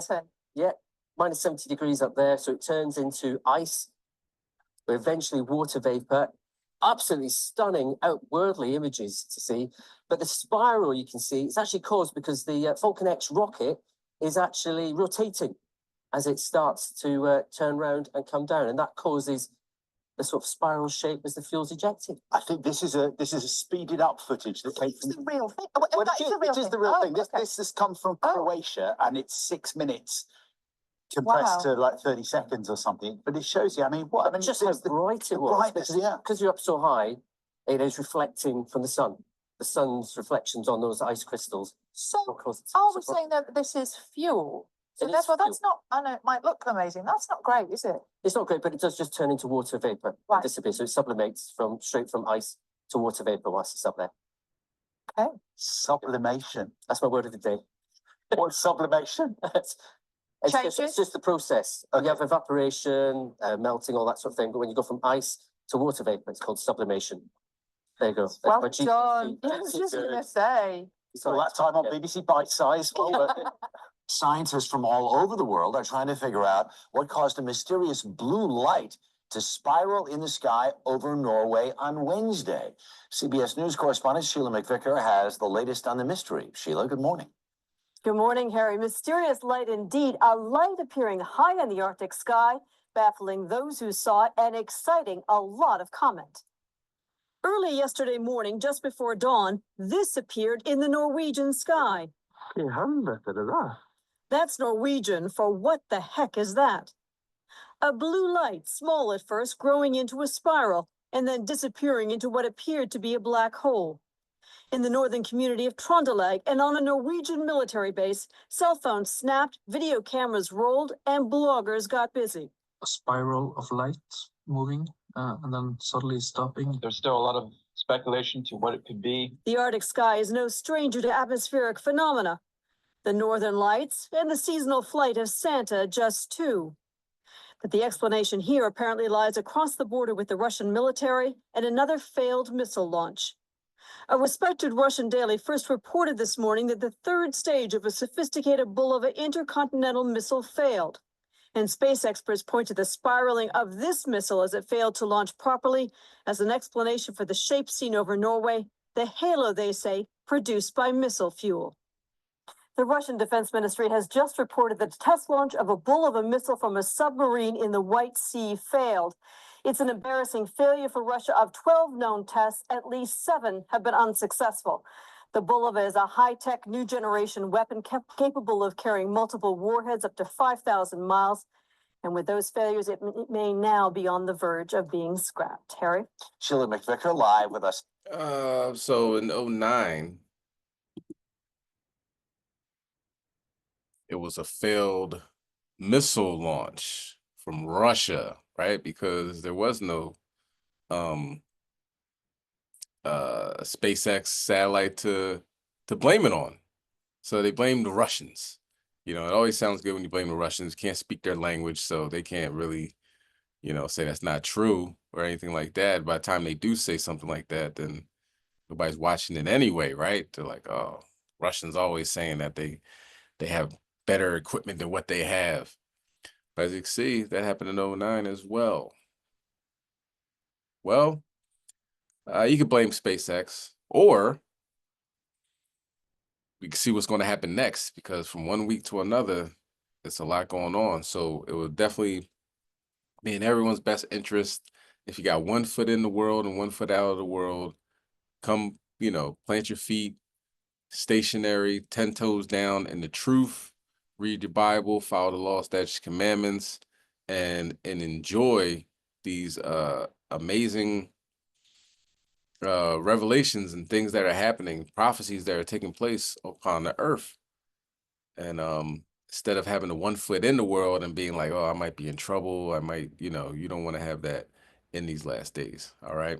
So let's stay focused and do everything in our power to make it to the kingdom of heaven. Kom Yashala, we got next. Let's end on the Lord's Prayer. So if you want to stand and face the east, prostrate and face the east, be my guest.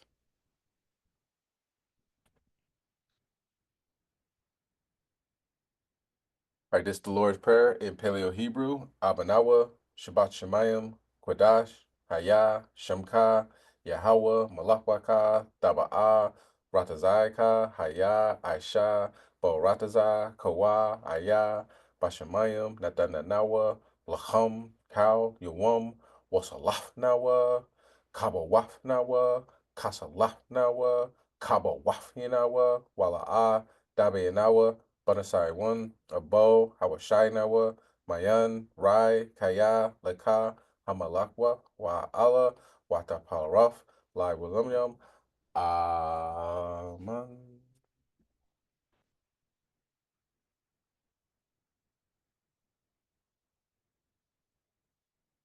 It's the book of Matthew, chapter 6, and verse 9. After this manner, therefore, pray ye, Our Father, which art in heaven, hallowed be thy name. Thy kingdom come, thy will be done, in earth as it is in heaven.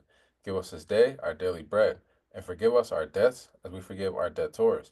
And lead us not into temptation, but deliver us from evil. For thine is the kingdom, and the power, and the glory forever. Amen. Can all praises. Hopefully, we learned a few things. You know what I mean? If we learned one thing, we've done our job. Please continue to give all praise, honor, and glory to Yahweh, Ba'Shem Mashiach Yahushai in these last days. Pray without ceasing, and be ready to see some amazing things coming in the near future. Shalom. Kwom Yashala.